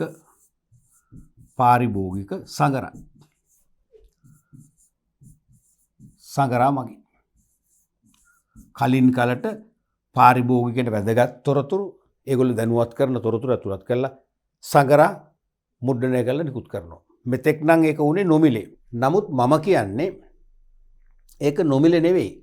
කිසියම් සාධාරණ මිලක් අය කරලා ඒක රෙගුලරලි අඛණ්ඩව අලෙවි කරා නම් ඒක ලොකු වාසියක්. දැන් මේක නොමිලේනේ. රාජ්‍ය වියදම් එක්කත් මේක කෙරෙන්නේ මගහැරෙනවා. වරින් වර තමයි දෙන්නේ. ඒක අකණ්ඩව දුන්නා නම් හොඳයි. දෙවැනි එක තමයි පාරිභෝගික අත්පත්‍රිකා. පාරිභෝගික අත්පත්‍රිකා hand out අත්පත්‍රිකා නිකුතුව මගින් පාරිභෝගිකයට වැදගත් වෙන තොරතුරු ඇතුළත් පොඩි ලීෆ්ලට් අත්පත්‍රිකා මුද්‍රණය කළ බෙදා හරින ගොඩක් කරලා පාසල් වල දේශනවලදී බෙදා හරිනවා. ඔය මහ පොළොව වගේ පොදු ස්ථානවලදී වෙනද කුටියක් තුලින් බෙදා හරිනවා. ඒ මගින් දැනුවත් කිරීම කරන්න පුළුවන්. තුන්වෙනි එක තමයි පාසල් මට්ටමින් පාසල් තුල සම්මන්ත්‍රණ පැවැත්වීමෙන්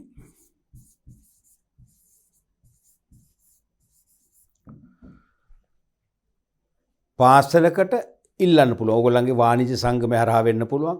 සාහිත්‍ය සංගමය හරහා වෙන්න පුළුවන්. සංගමයක් නැතුව පාසලේ විදුහල්පතිවරයා මාර්ගයෙන් වෙන්න පුළුවන්. විශේෂයෙන්ම වාණිජ්‍ය අංශයෙන් උසස් පෙළ විෂය ධාරාව හදාරන ඔබට ඔබගේ දැනුම වර්ධනය කරන්නත් හෙට දවසේ වැඩිහිටියෙක් වශයෙන් සමාජයට සමාජගත වෙන්න ඉන්න පාරිභෝගිකයන් වශයෙන්ුත් ඔබ දැනුවත් කරන්න පාරිභෝගික අධිකාරී පනත ගැන, අධිකාරී කාර්යයන් ගැන, ඔබේ අයිතිවාසිකම් ගැන, ඔබේ වෙළඳ පොලේදී ඔබට උගලු වගකීම් ගැන දැනුවත් කරන්න සම්මන්ත්‍රණ පවත්වනවා. ඒ වගේනුත් දැනුවත් කරනවා. ඊට අමතරව වොක්ෂෝල් වීදියේනේ මේ අධිකාරිය තියෙන්නේ. වොක්ෂෝල් වීදියේ පාරිභෝගික කටයුතු පිළිබඳ අධිකාරිය තුල අංග සම්පූර්ණ පුස්තකාලයක් පවත්වාගෙන යනවා. ඒකේ ලෝකයේ විවිධ රටවල පාරිභෝගික ආරක්ෂාව ගැන කියවෙන ලියවිච්ච පොත්පත් සංග්‍රහ තියෙනවා. අපේ රටේ විවිධ වකවානුවල පාරිභෝගිකයන් ආරක්ෂා කරන්න සම්මත කළ අනපනත් එක පාරිභෝගික ආරක්ෂණ යුග පිළිබඳ පොත්පත් තියෙනවා. ඒවා කියවීම තුළින් දැනුමක් ලබා දෙන අවස්ථාවක් දෙනවා. නොමිලේ කිසිදු සමාජික ගාස්තුවක් අවශ්‍ය නැහැ කියලා කියවන්න පුළුවන්. නමුත් යන්නේ නැහැ. ඕනනම් සමාජිකයෙක් වුණොත් වාර්ෂික ගාස්තුවක් ගෙවලා අපිට ගෙදර ගෑන පොත් අපිට පරිශීලනය කරලා ගිහින් දෙන්න පුළුවන්. ඒකට ලියන්න ඕනේ ජාතික මුළු රටම අයිති ජාතික පුස්තකාල සේවාව මගින්. ජාතික පුස්තකාල සේවාව මගින්. ඔයගේ ක්‍රම කීපයකින් පාරිභෝගික අධ්‍යාපනය වෙනුවෙන් ක්‍රියාත්මක වෙනවා. ලකුණු භාගයේ බැගින් කරුණු 4ට ලකුණු 2ක් ලබා ගන්න පුළුවන්. ඊළඟ ප්‍රශ්නට යමු. ඔබ රසහල නමින් භෝජනාගාරයක් රෙස්ටුරන්ට් එකක් පවත්වාගෙන යාමට කටයුතු කරයි නම් පාරිභෝගික ආරක්ෂාව තහවුරු වන ආකාරයෙන් මේ පවත්වාගෙන යාමට අනුගමනය කළ යුතු ප්‍රධාන ක්‍රියාකාරකම් 3ක් පැහැදිලි කරන්න. මේකෙත් පැහැදිලි කරන්න කිව්වට මොකද ලියන්නේ? කෙටි නිශ්චිත පිළිතුරු. මෙතන ලියන්නේ කෙටි නිශ්චිත පිළිතුරු. කෙටි වෙන්න ඕනේ, නිශ්චිත වෙන්න ඕනේ. මොකද මේ මතකනේ මේ ප්‍රශ්නේ දාන්නේ ව්‍යුහගත පේපර් එක නෙවෙයිනේ. වාස්තුක පේපර් එක. ඉතින් අපි දැන් ඒක අපේ ඔළුවේ තියෙනවා. අපි මේ ලියන්නේ ව්‍යුහගත ප්‍රශ්න පත්‍රය නෙවෙයි. වාස්තුක ප්‍රශ්න පත්‍රය. කෙටි නිශ්චිත උත්තර අපේක්ෂා කරන ප්‍රශ්න පත්‍රය කියන ඔළුවේ තියාගෙන ලියන්න ඕනේ. පැහැදිලි කරන්න යන්න එපා. තේරුණාද? ඔබ කිසියම් නගරයක ප්‍රදේශයක භෝජනාගාරයක් අරබන්න යනවා රසහල නමින්. ඒකේ වැඩ ආරම්භ කරන්න පෙර ඔබ අනුගමනය කළ යුතු ක්‍රියාකාරකම් කීපයක් තියෙනවා. එකක් තමයි මේක අයිති වෙන පළාත් පාලන ආයතනයක් තියෙනවනේ. එක්කෝ මහනගර සභාව, එක්කෝ නගර සභාව, එක්කෝ ප්‍රාදේශ සභාව. අපි පොදුවේ කියන පළාත් පාලන ආයතනය කියලානේ. අන්නේ පළාත් පාලන ආයතනයෙන් වෙනම ඉල්ලුම් පත්‍රයක් පුරවලා සම්පූර්ණ කරලා විස්තර දීලා ඒගොල්ලන්ගෙන් අවසර ගන්නට ඕන. ඒතර ලියන පළවෙනි එක අදාළ පළාත් පාලන ආයතනයෙන්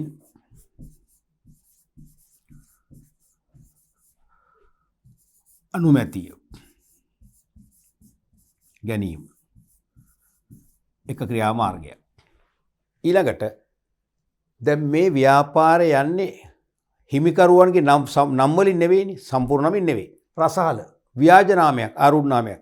එහෙමනම් මේ රසහල කියන ව්‍යාපාර නාමය ව්‍යාපාර නාම පනත යටතේ ලියාපදිංචි කරන්නම ඕනේ. ඒක කරන්න පුළුවන් තමන්ට ආසන්න ප්‍රදේශයේ ප්‍රාදේශීය ලේකම් කාර්යාලය තුල. ලියාපදිංචි ගාස්තුවක් ගෙවලා ලියාපදිංචි සාතියක් ගන්නට ඕනේ. ඒතර දෙක ලියන්න ඕනේ. ව්‍යාපාර නාමය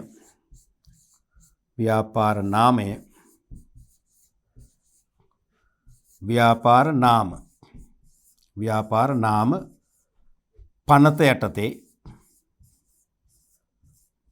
පනත යටතේ ලියාපදිංචි කිරීම.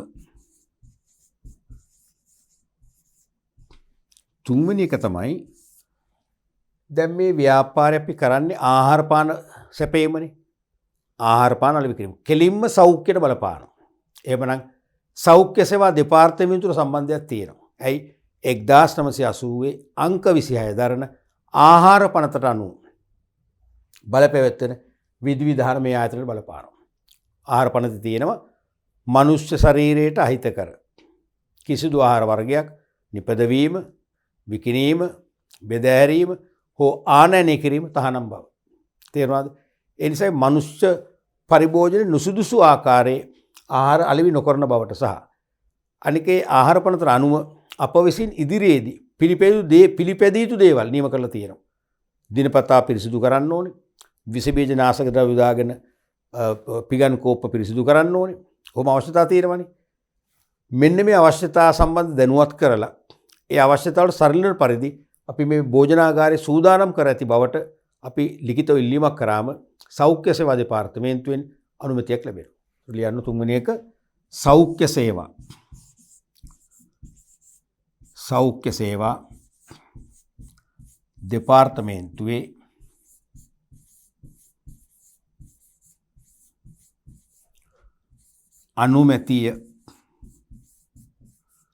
අනුමැතිය ලබා ගැනීම. ඔවගේ ලකුණු භාගයේ බැගින් ලකුණු එකමාරක් ලැබෙනවා මේ කාරණාවට. මේකෙදි මම තවත් යමක් කියන්න ඕනේ. දැන් සෞඛ්‍ය සේවා දෙපාර්තමේන්තුව කොළඹටම යන්න ඕනේ නැහැ. ඒ වෙනුවට පළාත් සෞඛ්‍ය සේවා දෙපාර්තමේන්තු කාර්යාලයක් තියෙනවා. දිස්ත්‍රික් සෞඛ්‍ය නිලධාරීවරයෙක් ඉන්නවා, ඩීඑම්ஓ ඉන්නවා.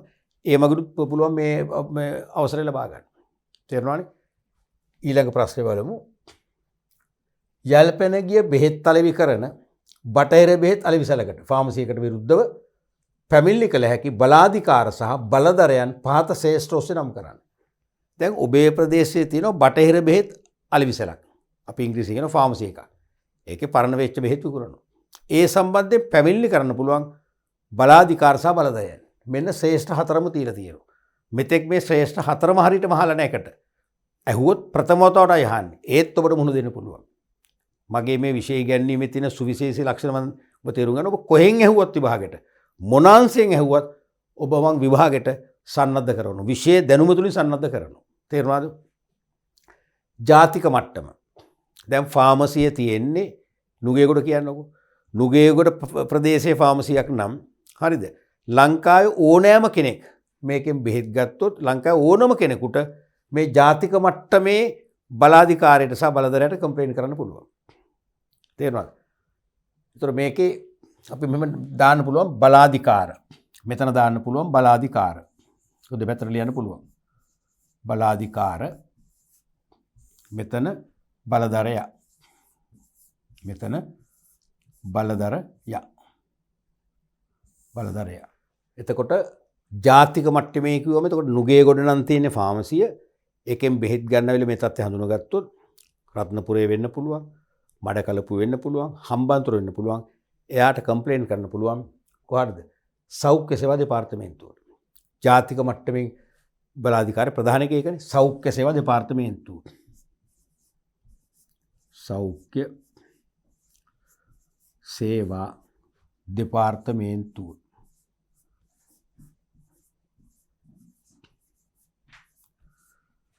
බලධරය තමයි සෞඛ්‍ය සේවා අධ්‍යක්ෂක. ජාතික මට්ටමේ. පළාත් මට්ටම.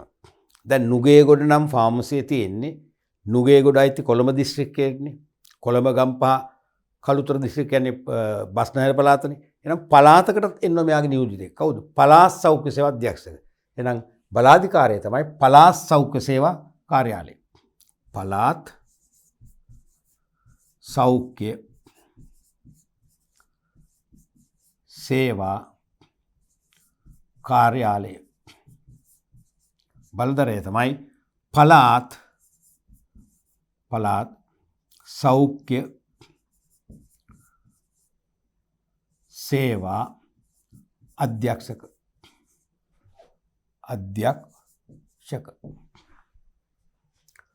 දිස්ත්‍රික් මට්ටමින් පැමිණිලි කරන්න පුළුවන්.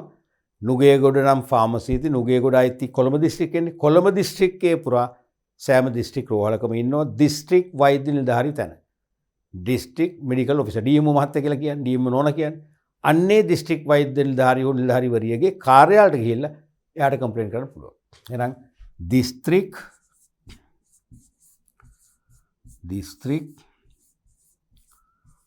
වෛද්‍ය කාර්යාලය. බලධරය තමයි දිස්ත්‍රික්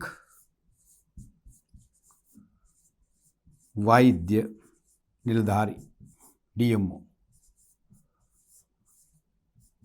ඩීඑම්ஓ කියලා කියන්නේ.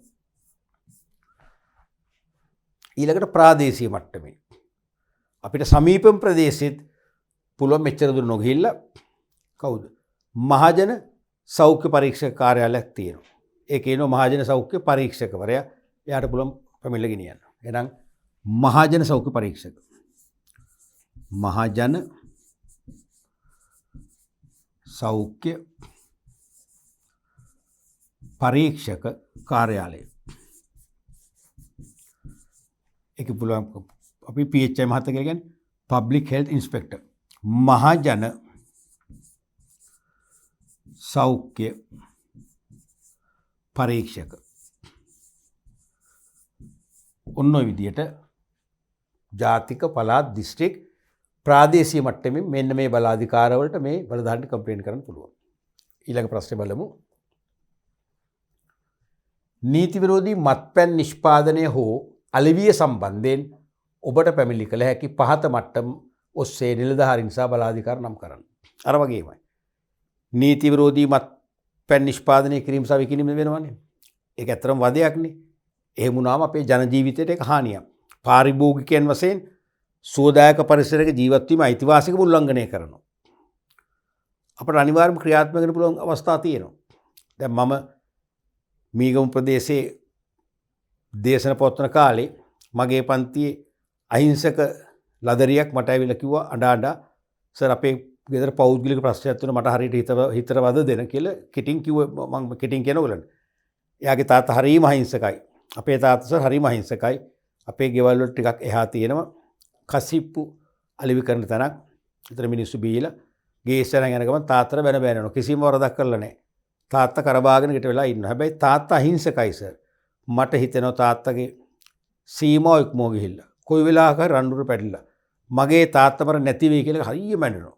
අනේ සර් මට මේකට මොකද කරන්න කියලා. මම කෝ සංසුන් වෙන කලබල වෙන්න පොඩ උත්තර තියෙනවා. මං හො නැද්ද මොනවාද සුරාබදු දෙපාර්තමේන්තුවේ කාර්යාලයක් තියෙනවා සර් අපේ හන්දියකෝ තියෙනවා. මං කිව්වා ඒ ළඟ තියෙනවනේ බඩු. නැත්තම් පොලිසියට පොලිසියට වැඩක් නැහැ කිව්වා. පොලිසියට ගියාම වැඩක් නැහැ කියලා එයා හේතුවක් කිව්වා. මම ඒක නොකියන්නම්කෝ. මං කිව්වා අතන්ට යන්න ළඟම තියෙනවනේ. අයියෝ සර් අපි දන්නේ නැහැ කිව්වා. ඒ කාලේ මේ පාරිභෝගික ආරක්ෂණයේ පාඩමක් තිබුණේ නැහැ. තේරුණාද? සිලබස් එකේ. එතකොට මේ මං කිව්වා අම්මත් එක්ක යන්න තාත්තත් එක්ක යන්න ගිහිල්ලා බොහොම සාවධානව පැමිණිල්ල කරන්න. ඒක ලියාගනි. මටත් ප්‍රතිඵලය කියන්න කියලා. ඊළඟ සතිය ඇවිල්ලා කියනවා සර් හරිම සාර්ථක වුණා. අන්තිමට ඒගොල්ලෝ අපේ තාත්තගේ නම් ගම ඔක්කොම රාසිගතව තියාගත්තා. ඒගොල්ලෝ පොලිසියත් එක්ක එකතු වෙලා වැටලීමක් කරලා උසාවි නියෝගයක් කරන් ඒක තහනම් කරා. දැන් අපිට කිසි ප්‍රශ්නයක් නැහැ කියලා කිව්වා. මගේ පන්ති අවසන් වෙද්දි මම වරින් වර අහනවා ප්‍රශ්නයක් වුණේ නැහැ කියනවා. ඒ වගේ මේ නීති විරෝධී මත්පැන් නිෂ්පාදන අලෙවිය නිසා පාරිභෝගික ජන ජීවිතය දෙදරා යනවා. සුවදායක පරිසරයක ජීවත් වීම අයිතිවාසිකම බොද වෙලා යනවා. අන්න එහෙනම් ඊට එරෙහිව අපිට පැමිණිලි කරන්න පුළුවන් නිලධාරීන් සහ බලාධිකාරී. මේ අර වගේම දෙපැත්තට ලියන්න පුළුවන්. මෙන්න නිලධාරීන් මෙන්න බලාධිකාර. මෙන්න බලාධිකාර.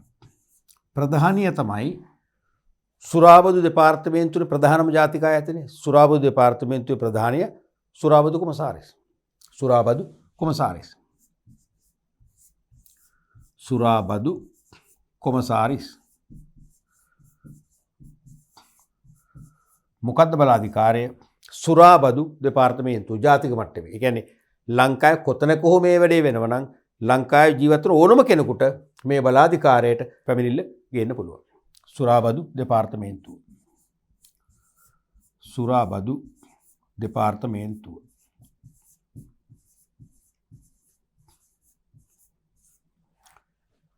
මේකට ව්‍යාතිරේකක් තියෙනවා. දැන් අපි තුමු සෑම ප්‍රදේශයකම සුරාබදු දෙපාර්තමේන්තුවේ කාර්යාලයක් නැහැ. හැම දිනාටම කොළඹ සුරාබදු දෙපාර්තමේන්තුව මූලස්ථානට එන්නත් බෑ. එහෙමනම් පොලිස් දෙපාර්තමේන්තුවට යන්න පුළුවන්. පොලිසිය ප්‍රධානිය පොලිස්පති. එහෙමත් පුළුවන්. ඒ දෙකෙන් එකකටවත් යන්න බැරි නම් පළාත් මට්ටමින් තියෙනවා. පළාත් සුරාබදු කොමසාරිස්. නැත්නම් පළාත් සුරාබදු අධිකාරී. පළාත් සුරාබදු අධිකාරී. තේරෙනවද? නැත්නම් පළාත් මට්ටමේ සුරාබදු නැත්නම් නියෝජ්‍ය සුරාබදු කොමසාරිස්. නියෝජ්‍ය සුරාබදු කොමසාරිස් වරෙක් සෑම පළාතකම පත් කරලා තියෙනවා. එයාට වෙනම කාර්යාලයක් තියෙනවා. එතනට ගිහලා කම්ප්ලේන් කරන්න පුළුවන්. නියෝජ්‍ය සුරාබදු කොමසාරිස්. සෑම පළාතකම කෙනෙක් ඉන්නවා. කොමසාරිස්. බලාධිකාරිය තමයි පළාත් සුරාබදු කාර්යාලය. එහෙම නැත්නම් දිස්ත්‍රික් මට්ටමින් ඉන්නවා. දිස්ත්‍රික්කයට පුළුවන් එතන කම්ප්ලේන් කරන්න. ඒ කවුද? දිස්ත්‍රික් සුරාබදු අධිකාරී. දිස්ත්‍රික් සුරාබදු අධිකාරී. එයාට වෙනම ස්ථානයක් තියෙනවා. දිස්ත්‍රික් සුරාබදු කාර්යාලය. දිස්ත්‍රික් සුරාබදු කාර්යාලය. එහෙම නැත්නම් ප්‍රාදේශීය මට්ටමේ. ප්‍රාදේශීය මට්ටමේ තියෙනවා ප්‍රාදේශීය සුරාබදු අධිකාරී. ස්ථානය තමයි ප්‍රාදේශීය සුරාබදු කාර්යාලය.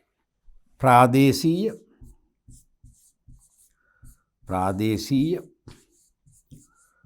සුරාබදු අධිකාරී කාර්යාලය තමයි ප්‍රාදේශීය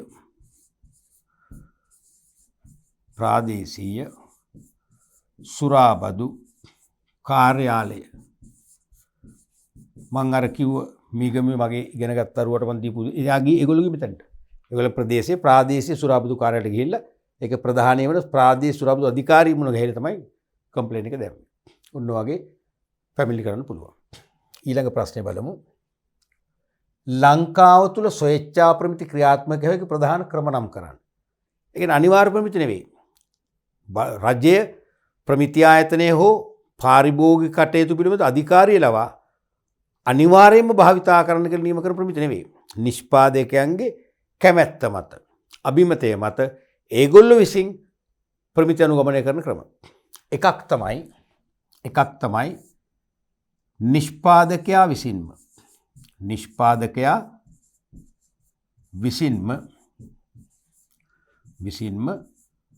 ප්‍රමිති අනුගමනය කිරීම. මෙතනට රජයේවත් ප්‍රමිති ආයතනවත් කිසි සම්බන්ධයක් නැහැ. දැන් මම නිෂ්පාදකයෙක්, මම භාණ්ඩයක් නිපදවනවා, ඒකේ ප්‍රමිතිය මම තීරණය කරනවා. ඒ ප්‍රමිතිය මත මම හදලා මාකට් එකට දානවා. ඒක හොඳ නරක මාකට් එක තීරණය කරයි. වෙළඳපොළ තීරණය කරයි. ඒ ප්‍රමිතිය හොඳයි නම් ඒ නිසා ඒ භාණ්ඩේ තත්ත්වය ඉතා උසස් තත්ත්වයටපත් වුණා කියලා මිනිස්සු පිළිගන්නවා නම් මට ලොකු වෙළඳපොළක් හැදෙයි. නැත්නම් මාව ප්‍රතික්ෂේප වෙයි.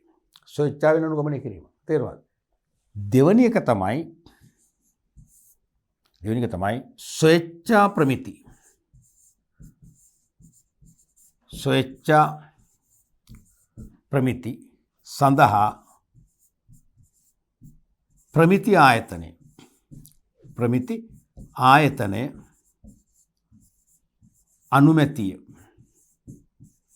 අනුමැතිය ලබා දී SLS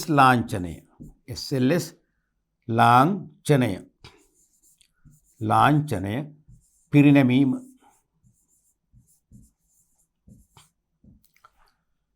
මුල් එකේදී නිෂ්පාදකයා විසින්ම ප්‍රමිතිය හදලා භාණ්ඩ නිෂ්පාදනය කරලා වෙළඳපොළට යොමු කරනවා. දෙවෙනි එකේදී නිෂ්පාදකයා ප්‍රමිතිය හදුවා ප්‍රමිති ආයතනයට සාම්පල් දීලා අනුමත කරගත්තා. අනුමත කරගෙන ඒ නිෂ්පාදිතයන්ගේ ලේබල් හෝ ඇසුරු මත ප්‍රචාරක දැන්වීම මත SLS ලාංඡනය භාවිතා කිරීම අවසර ලබා ගන්න. එතනදී ප්‍රමිති ආයතනයේ මැදිහත් වීමක් තියෙනවා. ප්‍රමිති ආයතනයේ වගකීමක් තියෙනවා. ඉස්සෙල්ලා ඒක වගකීමක් නැහැ. මේ දෙකම ස්වේච්ඡා ප්‍රමිති. තුන්වෙනි එක තමයි ප්‍රමිති ආයතන නොගොසින් බාහිර පර්යේෂණ ආයතන තියෙනවා. රාජ්‍යාංශයෙන් ගත්තොත් BMIC ඉස්සරහ පිට වගේ තියෙන කාර්මික තාක්ෂණික ආයතනය, කටුබැද්ද තියෙන කාර්මික සංවර්ධන මණ්ඩලය. ඊළඟට පෞද්ගලික අංශයේ විදේශ ආයතනවල අනුබද්ධ ආයතන ලංකාවේ තියෙනවා. ෂෝවිලන්ස් ආයතනය, බ්‍රිතාන්‍ය SGS ආයතනය, ඒ වගේම බ්‍රිතාන්‍ය BVQI බීරෝ වෙරිටාස් ක්වොලිටි ඉන්ටර්නැෂනල් ආයතනය BVQI. අන්න ඒ වගේ ආයතනවල අනුබද්ධ පර්යේෂණ ආයතන ලංකාවේ තියෙනවා. ඒවට අපි නියැදි ලබා දෙනවා. ප්‍රමිතියක් අතුව භාණ්ඩ හදලා නියැදිය දීලා ඒගොල්ලන්ලව පරීක්ෂා කරගන්න. ඒගොල්ලෝ පරීක්ෂා කරලා කියනවා රයිට් මේකේ ප්‍රමිතිය තියෙනවා. ඔහොම නිෂ්පාදනය කරගෙන යන්න. නැත්නම් මෙන්න මේ වෙනස්කම කරලා ප්‍රමිතිය සකස් කරගන්න නැවත. කියලා ඒගොල්ලෝ කරන්නේ. ඒ ස්වේච්ඡාම තමයි. ඒකත් ස්වේච්ඡා ප්‍රමිතියක් තමයි. ඒතර ලියන්න ඕනේ බාහිර පර්යේෂණ ආයතනයක් ලවා නියැදි සාම්පල් නියැදි පරීක්ෂා කරවා ගනිමින් ප්‍රමිතියක් පවත්වාගෙන යාම. ඒත් ස්වේච්ඡා ප්‍රමිතියක් පවත්වාගෙන යාම. ඔයගේ ස්වේච්ඡාවෙන් ප්‍රමිති ක්‍රියාත්මක මූලික ක්‍රම කීපයක් තියෙනවා. ඊළඟ ප්‍රශ්නයක් බලමු. ප්‍රමිතිකරණය සහ තත්ත්ව පාලනය අතර ඇති සම්බන්ධතාවය පැහැදිලි කරන්න. මතකයිනේ BS පේපර් එකේ ප්‍රශ්න අහන රටා 27ක් කිව්වා. 27න් එකක් මේක මම මේ කලිනුත් කියලා දුන්නා. මේකේ ප්‍රශ්න දෙකක් තියෙනවා. ප්‍රශ්නයේ තුල ප්‍රශ්න දෙකයි. එකක් සම්බන්ධතාවය. පළවෙනි එක. දෙවෙනි එක පැහැදිලි කරන්න. එහෙමනම් ප්‍රශ්නයේ තුල ප්‍රශ්න දෙකක් නම් උත්තර කොටස් දෙකක් තියෙනවා. ඒ උත්තර කොටස් දෙක උත්තරපත්‍ර පරීක්ෂකවරුන්ට උත්තරපත්‍රයේ අතර ලැබුණු සැරින් නිර්වුල්ව කියවා තේරුම් ගැනීමේ හැකියාව ලැබෙන ආකාරයෙන් නිර්වුල්ව පැහැදිලිව සරලව ලියන්නට ඕනේ. ඒ නිසා මම හැමදාම කියන වගේ තරු ලකුණු දෙකක උත්තර දෙක වෙන් කරන්න. ප්‍රමිතිකරණය තත්ත්ව පාලනය. සම්බන්ධය තමයි පළවෙනි තරු ලකුණු දැම්ම. ඍජු සම්බන්ධයක් ඇත. සම්බන්ධ ඍජුයි. ඍජු සම්බන්ධයක් ඇත. සම්බන්ධ ඍජුයි. ලකුණු 3ක් දෙනවා නම් 3න් එකක් මේකට දෙයි. ඇතැම් විට 4ක් ලැබුණොත් 2ක් මේකට ලැබෙයි. ඒ මේක මුලින්ම හයිලයිට් කරන්න. දෙවෙනි තරු ලකුණෙන් කරන්න මොකද්ද? මේ ඍජු සම්බන්ධය කියු පළවෙනි උත්තරය අපි සනාථ කරන්න, ඔප්පු කරන්න ඕන. ඒක තමයි පැහැදිලි කිරීම. ප්‍රමිතිකරණයෙන් කරන්නේ ප්‍රමිති හඳුන්වා දීලා ප්‍රමිතින්ට අනුගත වෙන්න නිෂ්පාදකයන් මෙහෙයවීමනේ. තත්ත්ව පාලනය කියන්නේ මොකක්ද? ක්වොලිටි කන්ට්‍රෝල් තත්ත්ව පාලනයෙන් කරන්නේ ප්‍රමිති ආරක්ෂා කිරීම. දැන් ප්‍රමිතියක් මම හැදුවට මදි. ඒ ප්‍රමිතියට අනුකූලව සදාතනිකව මගේ භාණ්ඩය නිෂ්පාදනය කරන්න නම් තත්ත්ව පාලනය කියන ක්‍රියාවලිය වන්දියත් කරන්න ඕනේ.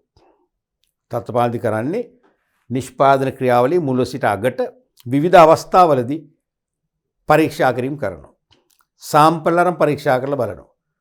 බලලා අවශ්‍ය යම් දෝෂ තිබේ නම් අඩුපාඩු තිබේ නම් ඒවා බැහැර කරගන්න අවශ්‍ය ගැළපීම් කරනවා. කරලා නිවැරදි කරනවා. ඒ තුලින් ප්‍රමිතිය ආරක්ෂා වෙනවා. ඒ නිසා ප්‍රමිතිකරණය විතරක් කවදාකවත් ස්වාධීනව ඉදිරියට යන්නේ නැහැ. තේරෙනවද? ප්‍රමිතිකරණය විතරක් කවදාකවත් ස්වාධීනව ඉදිරියට යන්නේ නැහැ. යන්නේ තත්ත්ව පාලනයත් එක්කයි. මේක කපල් කන්සෙප්ට් එකක්. ජෝඩු සංකල්පයක්. මේ දෙක එකම කාසි දෙපැත්ත වගේ. ප්‍රමිතිකරණය තුළින් බිහි කරන ප්‍රමිතිය ආරක්ෂා කර දෙන්නේ තත්ත්ව පාලන ක්‍රියාවලිය මගින්. ඒ නිසා මේ දෙක සම්බන්ධයි. එහෙනම් මේ වගේ ලියුණා ඇති ප්‍රමිතිකරණයෙන්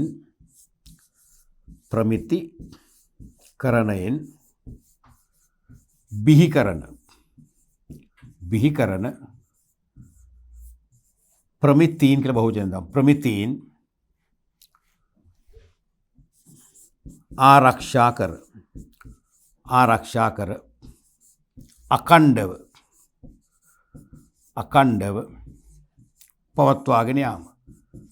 අඛණ්ඩව පවත්වාගෙන යාම තත්ව පාලනය මගින් සිදු කරයි. ඔප්පු කිරීම එච්චරයි.